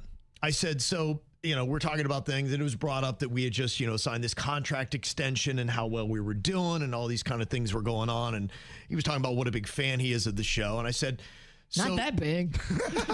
I said, luckily, I only have one big loss really on the resume, and it happened with this guy right here. And I said, so why did you fire us? Let's walk through that. I mean, how many times in your life do you get the opportunity to have such a golden moment on a stage at the Breakers, packed room with all these broadcasting experts, and you get to ask the guy that fired you why he fired you? So this went down on the stage when you asked him that? This wasn't behind the scenes? It was. Now, I brought our program director, David, in here because he was in the crowd. He got to hear it. I want to make sure that I'm remembering everything correctly, and also want to get his interpretation from it because, there was a little bit of Radio-E's jargon in his explanation. He gave the very corporate version of why KVJ was fired from that radio station. Welcome, David. Hello. Hello. I thought you were going to fire me. I thought that was part of that. I thought that's why you brought me in. He's not that powerful. So as he was talking about it, he really just blamed it on the numbers and the testing. And he just said, KVJ, it just wasn't testing it. It wasn't working. And so we kind of worked through all of this about why. And for anybody who doesn't know the story, we were hired by a management team that left 3 days after we signed our contract. We had no idea they were going. They were all invested in KVJ with a marketing budget and everything to make it work. And they understood and agreed that it was going to take 3 years to even probably make a dent. And we're like, all right, as long as you guys get it, you're going to market us. You know that. We're all good. When that changed, I was like, oh boy, we're in trouble. And it changed quick. Well, the new team came in and they were like, we want a Hispanic show that plays a lot of music. And we were like, uh-oh. Yes. And I was like, I'm not Hispanic. That's a problem. And we don't really play a lot of music. And there's DJ Last sitting right over there. Foaming at the mouth. Licking his lips. We had his former program director from Power 96 when he was there. And he said, yeah, DJ Last doesn't really like talking a lot. He just loves playing music. I'm like, well, this is his job. Take it. He's the perfect guy for this. But, part of it was the testing. And the one thing I will tell you is, testing can be manipulated and changed a good bit. And I will also tell you that Miami is a tricky market because it is so Spanish, especially south of Ives Dairy Road. It really is like two markets. You've got your North Miami-Dade. And look, we actually, David can attest, we've seen some other data that we do very well there, And so there are KVJ listeners in Miami, but, there's probably more that would be in Broward County and that kind of area. Maybe that fits a little bit more because they're mainly English speakers. So I do understand that. That's an uphill climb. But when they had decided what they had decided, I think they really kind of stacked some of the data against us. In fact, I'll kind of give you an example. I remember because I had to have more painful meetings than Virginia and Jason had to sit in. And the most painful one I think I've ever been in is they were playing bits that they had given to a test market. And then they were giving me the grades that that test market had given the bit. It's so awkward. One of the bits was one we'd done with Jbird's Aunt Ann, where we had him set up about 15 alarm clocks all throughout her bedroom to go off at alternates of like 2 to 3 minutes. So as soon as she would find the one alarm clock, she'd lay down and then another alarm clock would go off. And you could kind of hear that frustration. And it was one of my favorite bits that maybe we've ever done. We loved it. KVJ Nation loved it as well. Yeah. And so they launched into this. I'm like going, okay, finally, at least we're going to have a bit that's going to do well. And if you've never heard it, here's a little taste of what that sounded like. Oh, it's so abrasive.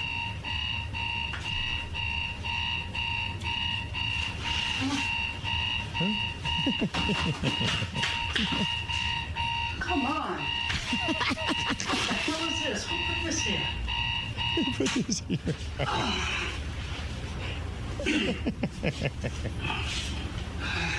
Here we go. Round 2. She's a quiet sleeper. Yeah. Gentle sleep. Lovely. What the? Oh, it's so piercing. Oh yeah, shut this friggin' thing off.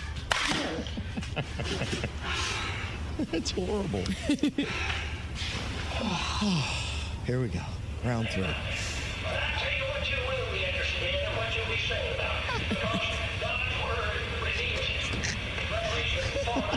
Radio clock.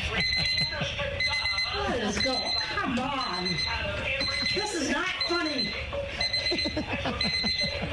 Oh, I disagree.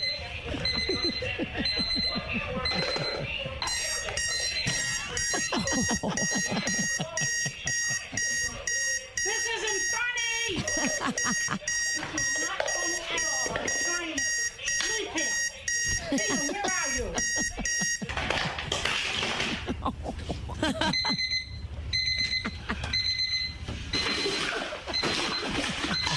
Oh my God. Oh, kill myself. Where the hell are they coming from? What the hell is this? Oh my God. It's awful. Where is it? Please. This is ridiculous. This is not a funny thing at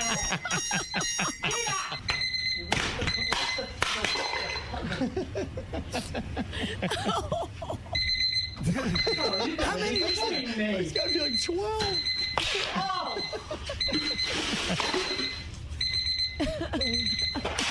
Oh my. She's just trashing the whole room now. Oh man.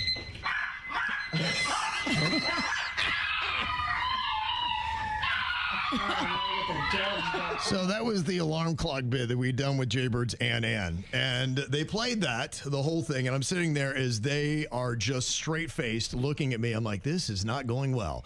And then afterwards they said, and that bit got a D-, and that was your best testing bit. The funny thing is, was she ended up loving that bit. It got to a point where people would buy her meals because of that bit, and then she owned it. She's like, I'm the alarm clock woman. I'm the alarm clock woman. Of course, for a free meal. She would get free meals all the time. And the great thing about Aunt Ann and my mom, I don't think they realize it, but towards the end of my Aunt Ann's life, she started to really see KVJ Nation loving her. And that's great. And she even told me, she goes, you know, I got to tell you something.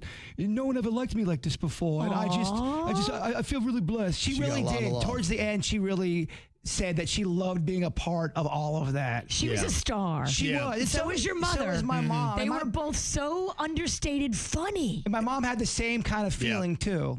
And when they gave me that grade on that bit, which I was like, that's so KVJ, I was like, it's just not going to work here. And as soon as they said that, I'm like, pack up when you want us out. And that was pretty much it. Like, you know what? We're going to sit down. The big boss lady's coming in tomorrow, like, talk to you. I'm like, okay, I think I know why. And that was it. We never really had time to cook. We never really did. That was part of the discussion that we had on that panel yesterday as well, where I said, so how long do you think that a show should get?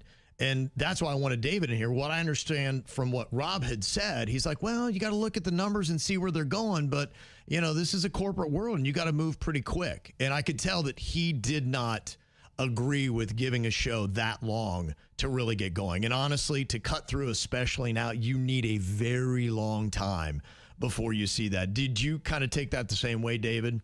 Yeah. I think that especially with audiences fragmented as much as they are, and people are, pulled in so many different directions to resonate and to really connect with an audience and listeners individually, you need to have the time for them to get to know you, get to know your personalities, the characters on the show, all of your traits, your sense of humor, and that doesn't happen overnight, and especially when they're listening in smaller increments. So, look at Aunt Ann. They don't even know who Aunt Ann was, so they're gonna go, well, why are we listening to this crap? They didn't know her. Our audience knew her personality, which made it more likable for our audience. Yeah, so that was just kind of it. And it was amazing as I was sitting there yesterday and getting these answers from our former boss as to why we were let go. It just more reinforced why I'm so happy to be with Hubbard, because Hubbard loves talent and they're stockpiling great talent all across the country. And the company this guy works for, you don't have to agree with this, David, but they're not a great talent company. They don't have time and patience for their talent, and they don't have a big stable of huge stars. They've got a couple people, but they kind of were in place when they took over, and they're not fostering talent the right way. And I could see it all, and it really laid it out to me.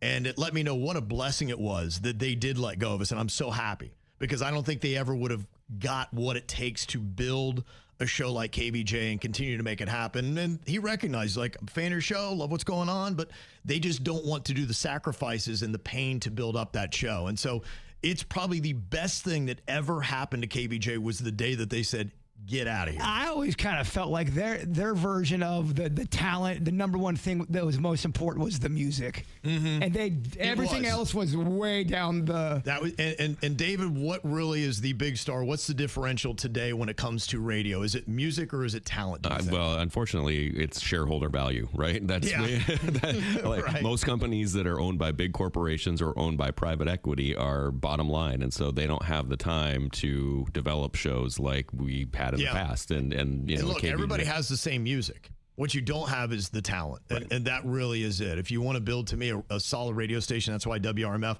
we got Danny and Megan, we got strong talent on all day long, and it's rare to see that's going on, but you got a company that really believes in it, and our old company did not.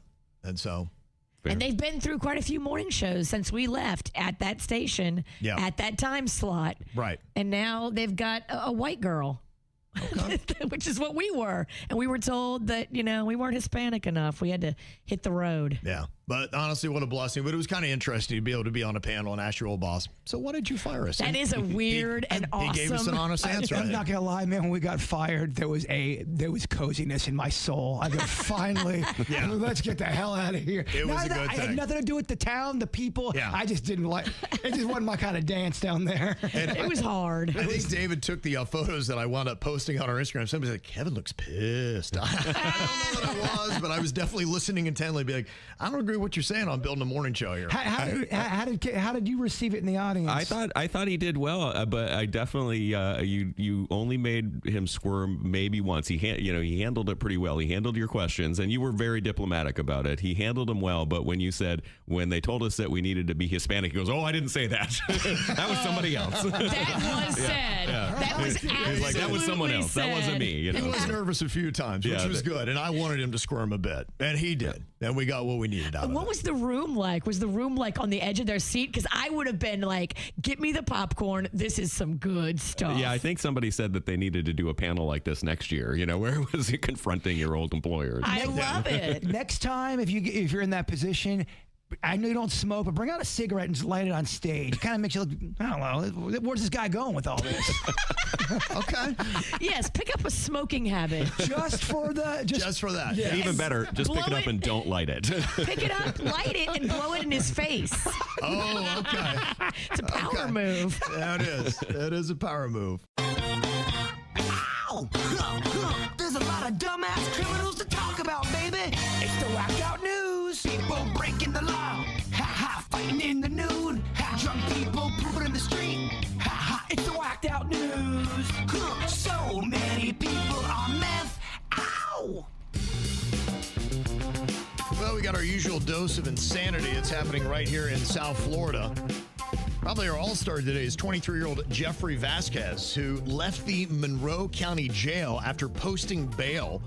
He then strolled through the courthouse parking lot, spotted an unattended SUV with the keys inside of it, and then decided, you know what? I think I'm going to go ahead and just jack that vehicle. Have we learned nothing? No, he stole the SUV, then he led deputies on a high-speed chase. And here's the insane part. It was his second high-speed chase in less than a week, because 3 days prior, he got a DUI after a chase where he was driving 125 miles per hour. Oh, no. We got to lock him up. You're not allowed to be out with the rest of us. They took him right back to the Monroe County Jail, where he got to sit and think about it a bit. Now he's facing a whole bunch of new charges, including a theft charge for stealing an iPhone charger from another vehicle just before he stole the SUV, so I had that one on. There's a Florida man that got cited and fined after catching a Burmese python inside a protected state park where removing wildlife is prohibited without authorization. He spotted and captured the invasive Burmese python in the park. He believed that he was helping remove a harmful species.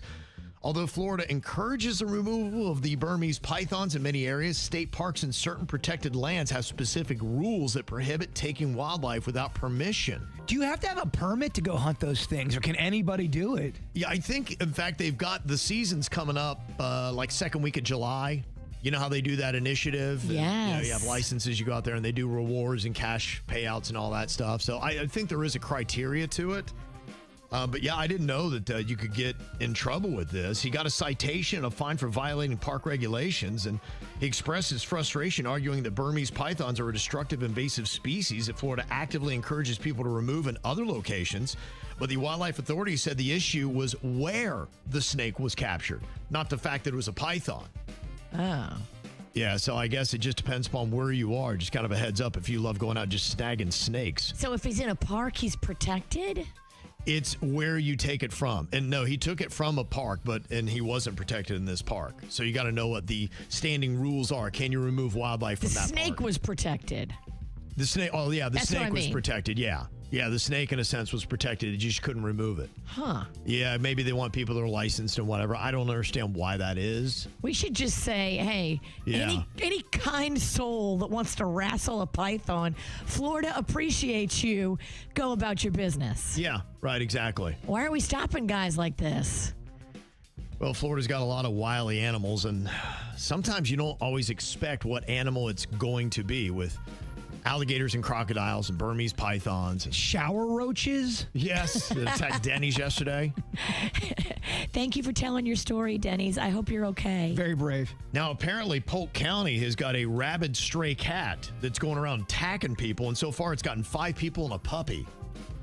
And here's Sheriff Grady Judd letting you know the dangers of these feral cats. People who feed stray cats mean well, but you're adding to the problem. Cats roam free. This one cat attacked 5 different people, 3 of them children, and attacked a puppy. They've got to go through some horrible shots, rabies shots, for the next period of time in order to make sure that they don't get that deadly disease. Wow. Whoa. Sheriff, what kind of cat was it? It was a tiger. Yeah. And boy, this is a really crazy story. This mystery is unfolding at a zoo in eastern England after a 3-year-old boy somehow ended up inside of a crocodile enclosure. What the hell is going on? Where he suffered serious injuries and remains in critical but stable condition with it. Here's a bit of the report. Overseas tonight, a man is under arrest accused of throwing a 3-year-old into a crocodile enclosure at a zoo in eastern England. The child was seriously injured. Detectives say they do not believe the suspect knew the boy he threw in. The zoo says access to that part of the zoo will be closed for now. Isn't that insane? Just picked up a kid and chucked him into the crocodile exhibit. I've seen this before, like rando crazy people. They'll be just walking through life somewhere and they will grab a kid. I saw a video of this guy in the mall on the 2nd story. Grabbed a kid, threw the kid right over the balcony of the 2nd story of the mall. I've seen that a few times with the mall thing where Didn't someone's chilling and a stranger just, I don't know, they're out of their mind. They throw someone over the railing. It's crazy. Now you have to actually tether your child to your person because crazy people are wandering. Well, just one of those things. That's when evil comes into your life, and you're not at all prepared for that. Who's expecting a stranger to throw you over the second story of a mall railing? Nobody. Or throw a kid in a crocodile pit. No one saw that coming. They do have a 30-year-old man that they've arrested on suspicion of attempted murder and the issue. But yeah, you're right. You can't take your eyes off your kids, and if somebody's walking towards them or anywhere around them, watch every little thing that goes on and make sure they maintain a healthy space between them and your child. Well, you said it the other day. If someone's got mental health issues and then they are also using drugs, it is TNT, baby. You have no idea what's happening. They don't know what's happening. Exactly. They're out of their mind, and they're just snatching our babies. Mm-hmm. Well, I guess when you're French, maybe you don't realize that in English, the F word is one that is not really tolerated, at least on broadcast television. I guess it didn't get through to this French tennis player, Corentin Moutet. Oh, yeah. When it comes to sports, all bets are off. He was doing an interview on BBC television. I was actually talking to a Brit last weekend at an English pub in Boca, and he was telling me that, yeah, you cannot be throwing the F-bomb around. After 9 o'clock, they'll allow it, but they have to bleep it out, but they couldn't bleep it out. And this 25-year-old started talking about his match, and he freely was using the F-bomb even after being told not to. You know, when I had the match point, I was on the second serve. Okay, you aim in the middle. Whatever you do, you just put the ball in the court, and then he hates me 142. I was like, I would have to serve, and I would have to. No F-bombs, please. No.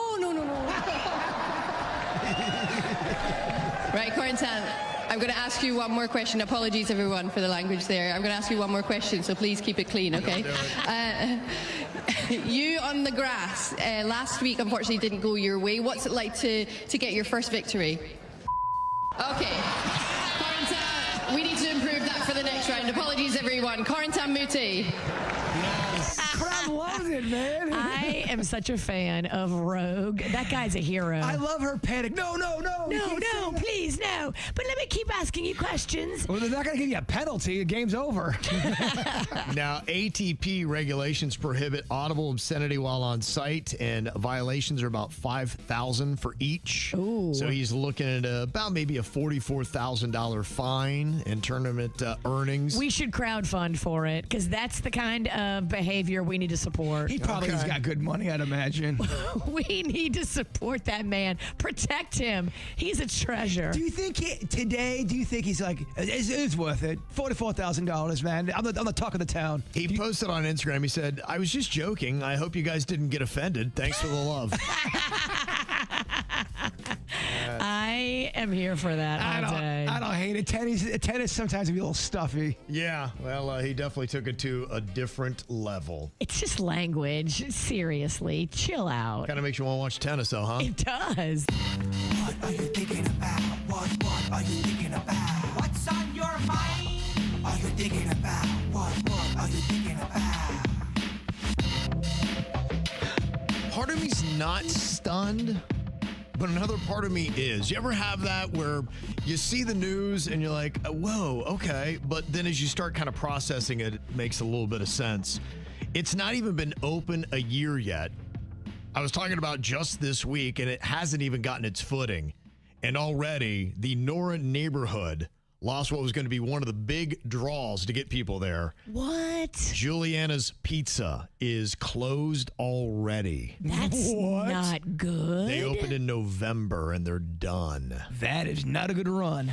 We went in there a couple of weeks ago, and we sat at the bar, and I got to talk to the bartender a bit. There was only one other family that was in there. I was like, wow, this is pretty desolate. And it was about a 4 p.m. on a Saturday, I think. And my wife and I sat and we were talking to the bartender. He's like, yeah, it's pretty slow. And I think he had come from maybe New York or somewhere like that and had worked here a little while at different places. He's like, yeah, we're hoping we get more traffic, but they apparently are not going to give it the time. I mean, look, that thing hasn't even gotten cranking yet. They're slowly opening up one place after another, but this was supposed to be a big draw, and they're trying to get a lot of New Yorkers in there. In fact, they've got already a couple places like the H&H Bagels and the Van Leeuwen Ice Cream, which if you know New York City, you know both of those brands pretty well. And so Juliana's was kind of tied into the whole Grimaldi thing. They were Brooklyn-based. In fact, I think it was USA Today. It named them the best pizza in America. Oh. Now, some people had said on social media that the pizza wasn't as good as the original in Brooklyn, so people would come try, be like, it's just not quite the same. Other people were kind of noticing how expensive it was, and it was not a cheap, right? Because we got a little pizza we took home.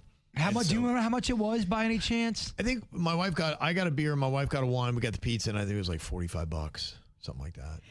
It better be just as good as the New York one for those prices. Yeah, because people are going to remember. If you go in there on a beloved product and it's not the same, you're going to hear about it. Yeah. Or you may not hear about it, which is even worse. Right. So I can't even speak to that, but I can tell you they're getting ready to open up a sports bar. They got a couple other places that are opening up. I mean, that strip there is going to be one of the better places to find a couple bars and restaurants back to back to back, but they're not all cranked open yet. But the fact that one of the ones that they really want to have happen, the Juliana's, is already closed. You just kind of, don't you see this sometimes with other complexes that have opened up in South Florida, that they crank it open and the timing is everything? Where they can't ever get their footing. It's like some places are opening while others are closing, and they just can't get that where the whole place looks like it's bustling ready all at once. Yes. The other thing too is, who are they marketing to? I mean, I just know with all the people I hang out with and all my friends and family, they don't go down there because A, parking is annoying. B, they can't afford it. They'd rather go somewhere they can afford. Only the people who have money that have expendable income can go to those kind of places. When you spend like $30 on a pizza, they're marketing New Yorkers. You can tell by the places that they already have open, and you look over at City Place, not very far away, that has Harry's and other New York staples. They're trying to get the people that are coming down with finance money or tech jobs or whatever it might be, but they've got the sensibilities of what they pay in Manhattan. And they're like, oh, okay, same price. It's not a big deal to them. But you got to cut us. Yeah, you it's different. Cut through too. Yeah, and we're not the target market. And the one thing that's going to be crazy too is if you got New Yorkers, there's a good chance they're still heading back home in the summer. And so, there are some desolate days that happen when you get into August and September. Those are some tough days to try to stay open. It's always the first thing I think of when I go into a restaurant, and it's at a time where it should be bustling and there's really no one in there. I'm thinking, if they have 4 days like that in a week, how are they covering their nut? Great question. How many dishes do you have to sell to, especially with some of the rent? Sure, yeah. The profit margins are so razor thin. You got to turn the tables, man. Yeah, it's tough. So, unfortunately, no more Juliana's Pizza at Nora. It's all gone.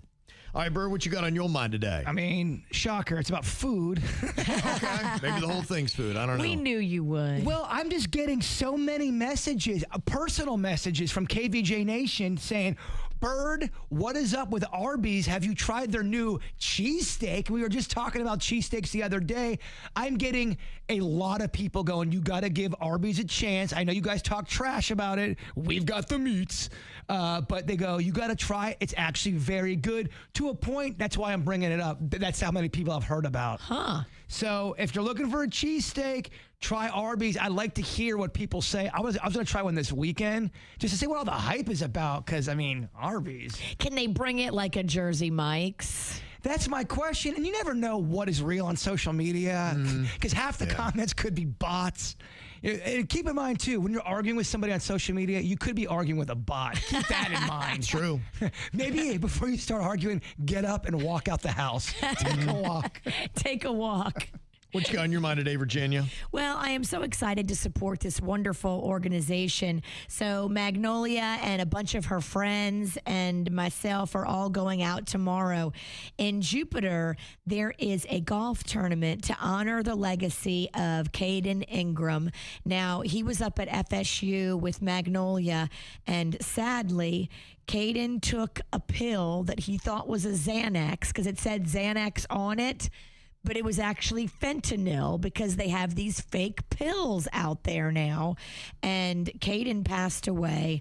His family is honoring his legacy through doing scholarships and doing all kinds of great work in his name. So tomorrow in Jupiter is the golf tournament. We're going to be out there supporting and just throwing arms around his parents after everything that they've been through. If anybody's able to join us for lunch tomorrow, we would love to see you. The golf tournament is sold out, so that's good, but there is a lunch that goes along with it. You can find all the details on Instagram. Just look it up under Caden Ingram Foundation on Instagram. Sad story. Very sad, but his parents are doing an amazing thing. You know, much like Maddie's Fight Foundation, these parents were inspired by the loss of their child to help other families going through this terrible time, and they do, and it's their mission now on this earth. So we support them, and we are so lucky to be able to help the Caden Ingram Foundation. This is a super hot ticket. Telling you, everybody wants to get their grubby paws on this. Kids, this summer, is it even complete? Did you even summer if you did not get to Universal Orlando? It's a pretty good ticket. Yes, it's a great ticket. We're talking a 2 one-day park-to-park pass we're going to be handing out for Universal Studios Orlando and Islands of Adventure. Plus, you'll be in the running for a 3-day, 2-night trip that includes accommodations at Universal Cabana Bay Resort. We've got Riker on here from Port St. Lucie to play Denny's or Animal. What up, Riker? Hi. How you doing? Good. Good. Good. Okay, do you like animals, Riker? Yes. That's fantastic. Because we're going to play a game called Denny's or Animal. What you need to do is tell us if this is the real animal making this noise or if this is actually our producer Denny's that is making the noise, okay? Okay. Okay, first thing we got here for you is a monkey. You like monkeys? Yeah. No. Okay. Yeah, He's like, no. I get it. They do throw feces at kids. Depends upon the day, maybe. Well, what do you think? Is this a real monkey or is this Denny's?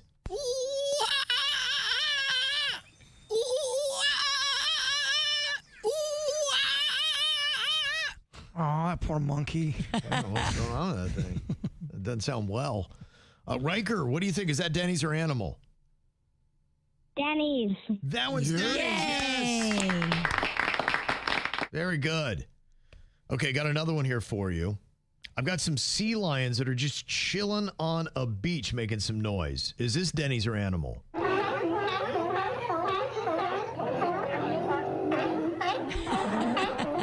of them's got gas. Ooh. Those sound like farts. There were some farts in there. Oh, I bet sea lions have some wicked farts. Oh, my, yeah, of all that fish or Fish. whatever. Oh, No, big. Yuck. Yuck. Riker, is that Denny's or Animal? Animals. Yes, that is the animal. You're on top of it. Nice job. Okay, got one more for you. Going to keep it in the water with sound of a whale that is capsizing a small boat. Here's the audio from that scene. Do you think this is Denny's or Animal? Oh, man, what a lovely boat this thing is.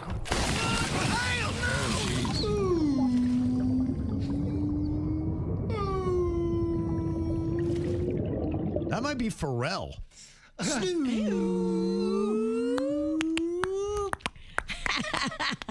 What do you think on that, Riker? Is that Denny's or Animal? Denny's. That is Denny's. Yay! Riker, yes. All right, you're going to Universal Orlando, my friend. Let's go. All right, well, you have a fun time and a great weekend, okay, bud? Thank you. Okay, you're welcome. All brought to you by Love the Palm Beaches. Hot ticket. Hope we got more of those coming up. So we got hot tickets all summer long. We'll be back. I think we might be doing something a little bit after 7 next week because I was told, some of the camp kids, they're already in camp and they want to play as well. Okay. There are so many animals out there to do, Kevin. Yeah, so maybe about 7:30 or so, we'll get that going for you next week for Camp KVJ. So I guess when you go out on a date, you don't pregame with a cocktail. You want to do this instead, at least according to Dr. Mindy DeSeta, who is a relationship expert. She said that thing that you should be doing, rubbing one out, fellas. Oh, my. Oh, yeah. You should or shouldn't be? Should be instead of the cocktail. Yeah. Oh, good. That was a whole thing in Something About Mary, the movie. Yes, that's right. That was advice. Yeah, that's the one thing you can learn from that. Just know where it goes, because it went onto his left ear and he could not find what happened when he did that, and it caused a problem on the date. Hey, hello. Hi. Good, how are you? Good. Good. You are looking very beautiful. What is that? On your ear. Here. No, your left ear. Is that a hair gel? Yeah. Great. I could use No, you don't have to. You don't. I just ran out. Well, it was effective. And Do you remember the next scene at dinner? That advice was given to him by his friend Woogie. Woogie. Yeah, she said the reason why you do this is because for guys, the Big O will release dopamine and endorphins that boost confidence and mental clarity. She said, think of it as an upper, whereas the alcohol would be a downer. Plus, the hormones that are crushing your system afterwards include oxytocin and prolactin that promote relaxation and emotional safety. And unlike alcohol, which impairs judgment, by doing this instead of rubbing out, you actually will enhance your mental performance, which is crucial for genuine connections.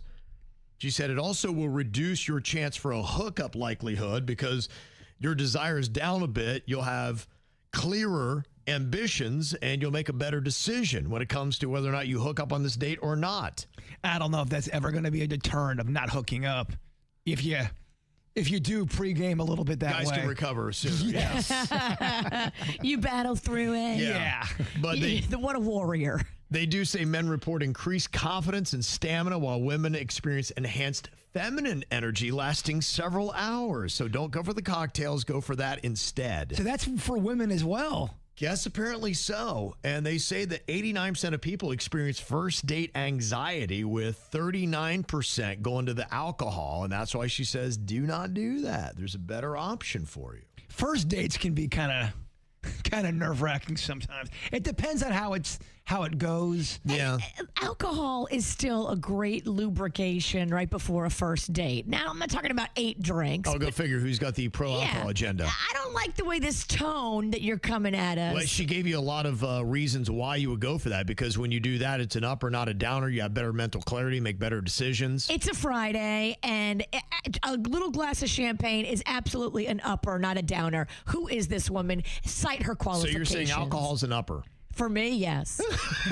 So in your body, it defies all reason. Yeah. Biologically. I'm a better dancer. I'm a better conversationalist. I'm having more fun. I'm happy to be here. Okay. Not only reason, but science. She's going. I know. Yeah. I mean, she brought the facts, right? I mean, I am the test subject. Question. I've been doing this in the lab for years. Are you able to do what you're talking about? And then let's say you have your alone time and you guys go to a restaurant. Yeah. Then are you allowed to have a drink, or are they saying no drinks at all, baby? Well, they're just saying that what it is it's people trying to knock the edge off because they're nervous. And 40% of the people are basically turning to the alcohol. And she said, here's a better option. You'll knock those nerves out and you'll actually be better on the date if you do this instead of the alcohol. How did it work for him in Something About Mary? He got the girl. Yeah. He did get the girl, but look how nervous he was with the hair gel. Well, that I think you would argue he would have been relaxed, but what had ended up happening as a result of him doing that was such an, it went sideways. It went sideways, literally. Got to keep track of what happens. Cocktail's not going to get stuck on your ear and go sideways. Just saying. They do say that less people are working booze into their dating. In fact, according to a new survey, only half of 18 to 24-year-olds have had a drunken sexual encounter. That's half, almost 50%. But if you look at the 25 to 34-year-olds, it's 70%. And then you naughty 35 to 44-year-olds, it's 75%. So they say that the younger people are having less drunken hookups than the people who are older than them.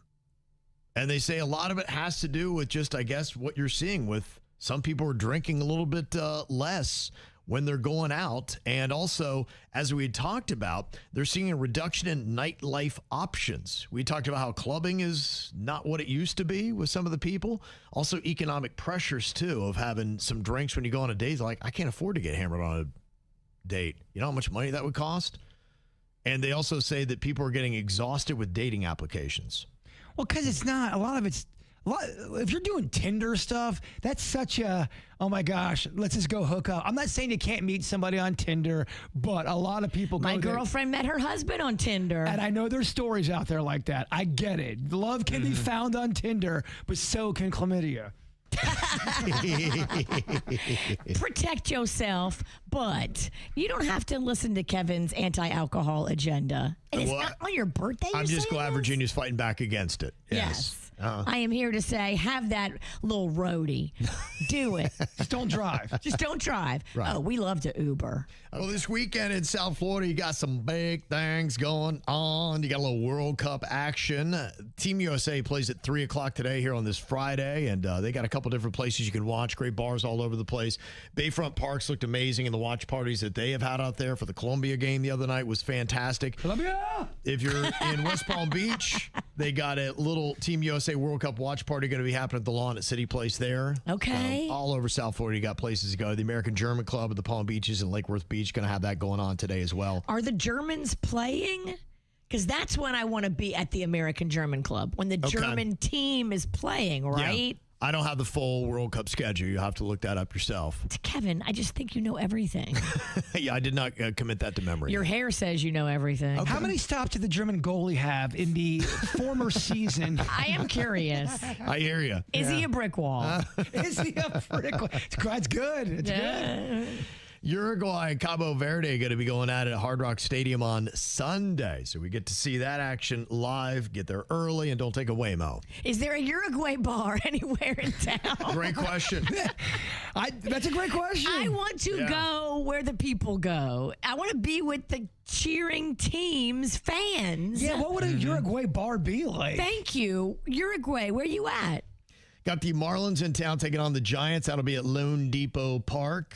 You've also got some music to check out. Of course, Juvenile going to be tonight at the Abaco Amphitheater in Jupiter. Hopefully not singing that sanitized version of that song that you just played. There's no way he sings the sanitized. We need it real. Mm-hmm. You then got Josh Groban and Jennifer Hudson going to be at Hard Rock Live tomorrow night. The opposite of Juvie. He sings like this. If you love your EDM, they got the Water Festival happening at Sunset Cove Amphitheater in Boca Raton. DJ Soda, Laid Back Luke, just a couple of the artists are going to be out there for that. Vince Gill's playing the Broward Center tomorrow night. And then on Sunday, it's Hillary Duff at I Think Financial Amphitheater. Nice. What was Duff's big song? Can you even think of that off the top of the dome? Let the rain fall down over me. Is that the Duff song from the show? I don't think that's from the show. I think that was Hillary Duff. The one from the show's hey now, this is what dreams are made of. See? The hair. He knows everything. Yeah. Do a whole rundown right there. I like the dance, too. You are just, you're too much of a guy to know that, but look at you. Got it on lock. Also, if you love Alanis Morissette, you might want to check out the Jagged Little Pill, the musical at the Broward Center this weekend. Goes until the 28th. And also, my daughter was telling me she had gone on a double date. I think it was last weekend or the weekend before to the Norton Museum. Like I said, a lot of young people love going out there. They got a bar. You can have some cocktails. It's very schwanky and nice, but it's affordable on top of it. They're doing the Art After Dark, and they have a little bit of music. I think they're going to be doing it indoors now that we're kind of in the hot, muggy weather. But it sounds like the younger generation, if they see a bar, they're like, no bar! Yeah, they're scared of the bar. Right. Because guys like Kevin are saying that alcohol is bad. No, I'm just reporting what's going on, Virginia. Boo. And they say on Saturday, you got a couple of Pride events you can check out. One in Wilton Manors. They got the Stonewall Pride, and then we're doing the Stonewall Ball at the Kravis Center in West Palm Beach on Saturday. Beautiful. Mm-hmm. Now, there are a lot of artists that I love, that I'd be very patient for. I might spend more money for. I might even wait in lines or even camp out possibly if that was just a chance to see them. I don't know if there's an artist I love enough to put on an adult diaper and then soil myself repeatedly in it. Repeatedly? How much did you eat? Who did this and why? I guess based on this description from Olivia Rodrigo, it would be her fans. She says that she can even smell them from the stage. I have been to certain concerts and certain festivals where people wear diapers so that they can be front row of the show. And that's been an experience as a performer that I've smelled. Yes, she smelled. And it's smelled her dedicated fans wearing adult diapers in the front row. No. And that's festival dumping. That's different than a regular concert dumping. We have lost our way. Festival is going to marinate. Whoa. What the heck, man? I am not there for anything. I can't think of a thing that I would, if it required that. Now, she went on to talk about other instances where people might do this. I guess if, for instance, you want to get your place in Times Square for the ball drop, people were doing it there. Can you imagine it already stinks. And then you got people that are just soiling themselves so they don't lose their spot in line for that. No, thank you. The only time that's acceptable is if it's a ton, and I mean a ton of money you're going to get, or you're doing it to save someone's life. That's the only way that's... How is me pooping in a diaper going to save anyone? Well, in my head, it's like this weird terrorist guy is like, you have to poop all day long. If not... These terrorists don't get down like that. It's rough. I've run through my head. I cannot think of one scenario. What do you have that you would actually wear an adult diaper and soil yourself for to be a part of it? Even if it was like an audience with the Pope, I still wouldn't want to do it because the fact that I have a dirty diaper on would ruin the moment for me. Yeah. I'm not going to be happy. Oh, you wouldn't even enjoy. I wouldn't be able to enjoy the show. No. I'm like, cool, I did all that. I'm in the first row, but I am disgusted with myself. Soggy. You've got chafing and probably a rash. And I just don't see why you would have to do that. Like, what are the circumstances where you feel like that is the only option is I've got to wear an adult diaper and just let it fly? You're not well. You're not well. Yeah, it's like, how does that happen? I even feel like you can make it still work. What are you doing, eating beans the whole festival? We got to have reserved seating so stuff like this doesn't happen. I kind of feel like the person doing that, they want to be sought out. They want to be noticed. You don't have to crap yourself to be at a festival, y'all. And now on top of it, who wants good tickets to an Olivia Rodrigo show? Not me. I will sit in the back. Give me the lawn. I want the worst seats in Olivia Rodrigo show. I mean, no one goes on the front row. I don't want that. I'll pass on the poo row. Okay. How far back can I get? Now take me all the way. Well, we like to celebrate wins around here on the KVJ Show, and we're taking yours right now. Your Feel Good Fridays, 877-979-WRMF, 877-979-9763. And we got Jackie on here from Palm Beach Gardens. What's your Feel Good Friday today, Jackie? So my Feel Good Friday is this. Us librarians have been working really hard this summer because the kids are off school. We're doing programming, summer reading program. We distribute lunches and snacks as well as weekend meal kits. But today is Juneteenth and we have the day off. Yeah. So we're going to walk, we're going to bingo, and we're going to finish off with sushi. Bingo rocks. That is fun. That's great. Well, I love that you're doing that and you're taking advantage of the day and enjoying yourself. Thank you so much.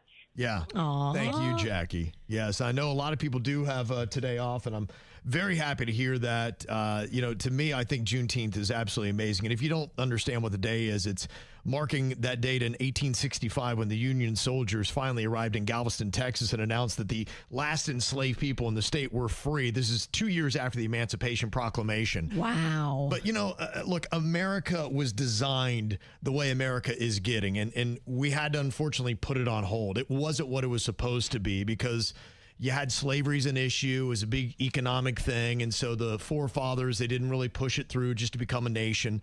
And then the assassination of Abraham Lincoln really derailed where America could have gotten to a lot faster because who came in and took over, they were just terrible to black people, and it was just really awful. And I feel like now, I know we're not all the way there, but I just look at stuff. I look at TV. I look at couples. I just look at what's going on, and I'm like, it just feels like America's coming into itself. And this is what America was always supposed to be. And I think coming up the 250th, that's why I love to see this. That's why I think Juneteenth is such an important day, because we're just starting to actualize what America always was supposed to be, where everybody, regardless of your skin color or how you look or anything like that, you have the same freedoms and the same opportunities. We're not there yet, but No. we are closer to our potential. You can see it. Yeah, you can see it just growing year by year, year Yes. after year. It's just, it's getting there. And so I love to see it. And I think recognizing, understanding that, be like, yeah, we had a speed bump. You know, we didn't have a good launch. We didn't do it right. Yeah. And now we're saying, you Trying know to what? catch up. We didn't do it right. Yep. That damn Wilkes Booth. Oh. Yeah. Oh, I tell you.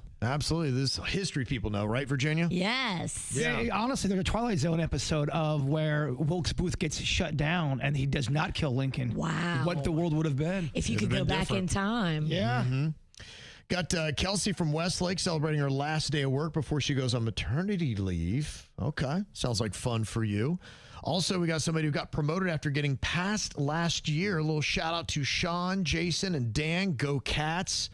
Also, somebody else is taking off to their favorite town, St. Augustine, for the weekend, and they're going to be seeing Primus tonight.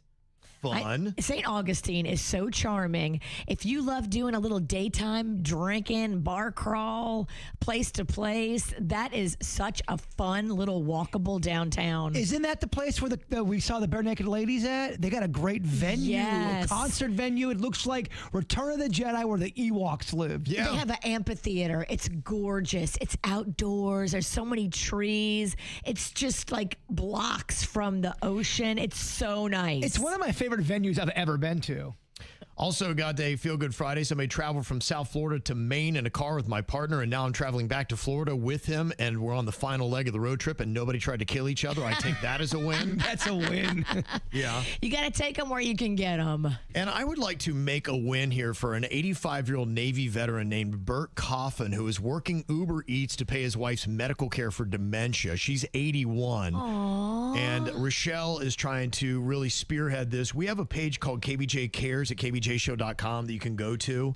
And I would love for people to go there to help out a situation like this, because he's got problematic hips and his mobility is an issue and just hard to sit in the car and all that kind of stuff. And so it'd be nice to, give him a little bit of relief on that financially. So look for that. I'll have Denny's post that up here momentarily. That is beautiful. I know that also we got a very special guest in studio right now. Always love to see his amazing face. How you doing, Aiden? Hey, Aiden. What's up, bud? We love Aiden. How you doing, my friend? I love the Mets jersey. Get close to the microphone. Yep. There you go. Good stuff. How you been? I'm doing good. Good. Well, welcome here to the KVJ Show, my friend. Thank you. I appreciate it. Yeah, good Look to at that see sweet Mets jersey you got. I know. Has on. You I love the noticed that. Mets. Yeah. My grandfather. Yeah. Okay. He's a Mets guy, huh? Yeah, he gave this to me. Ah. Nice. Well, it looks good on you. You're making him happy by wearing it. Yep. That's a beautiful thing. That's what it's all about. Thank you for being here to help celebrate Kevin's birthday. You're welcome. Look who else is standing behind. And your I mama. know. Yes. How are you? Mom, even you're on TV. You're all stars today. Famous. Love to see that. That's fantastic. Well, welcome. You guys are always welcome here. Aw. Good to see you. We brought you presents. They brought you presents. Panchita is on her way. Oh, my goodness. She brought you ceviche and presents and food and all kinds of fun stuff to celebrate your birthday, Cal. Thought of the day is very birthday themed. It is. Oh yeah, buckle up, birthday boy. Okay. Fantastic. What do we have there, Aiden? Do you want to go on ahead? It looks like we got a presentation that we could do here. Yep. Yeah. Well, what my mom said, she said it for me. Look, we couldn't hear, and your voice is ringing you gotta loud say right it. now. Say it in the mic. Yeah, sorry. Because I'm not that really close to it.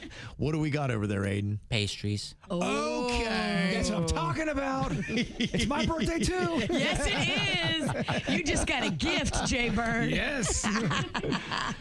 All right. Well, I think Jbird is up. It is time for him to take the mic as we are doing a thought for the day to wrap up this week here on the KVJ Show. I need Denny's in here as well. Denny's, you can come in halfway too, but we might have to turn off that music because we're going to give you a little bit of happy birthday to you. What? Happy birthday to you. Happy birthday, dear Kevin. Happy birthday to you. thank you guys so much. Oh, yeah. Happy birthday, big guy. Happy Celebrating. Father's Day. Yeah, happy Father's Day, too. You're right. It is a big weekend. Wow. All right, more KVJ is coming up. We got this little thing called the After the Show, and the cool thing about it is you can actually watch it live in just about 10 minutes. Also get it on demand on YouTube and Spotify anytime you like. The KVJ Show on 97.9 WRMF.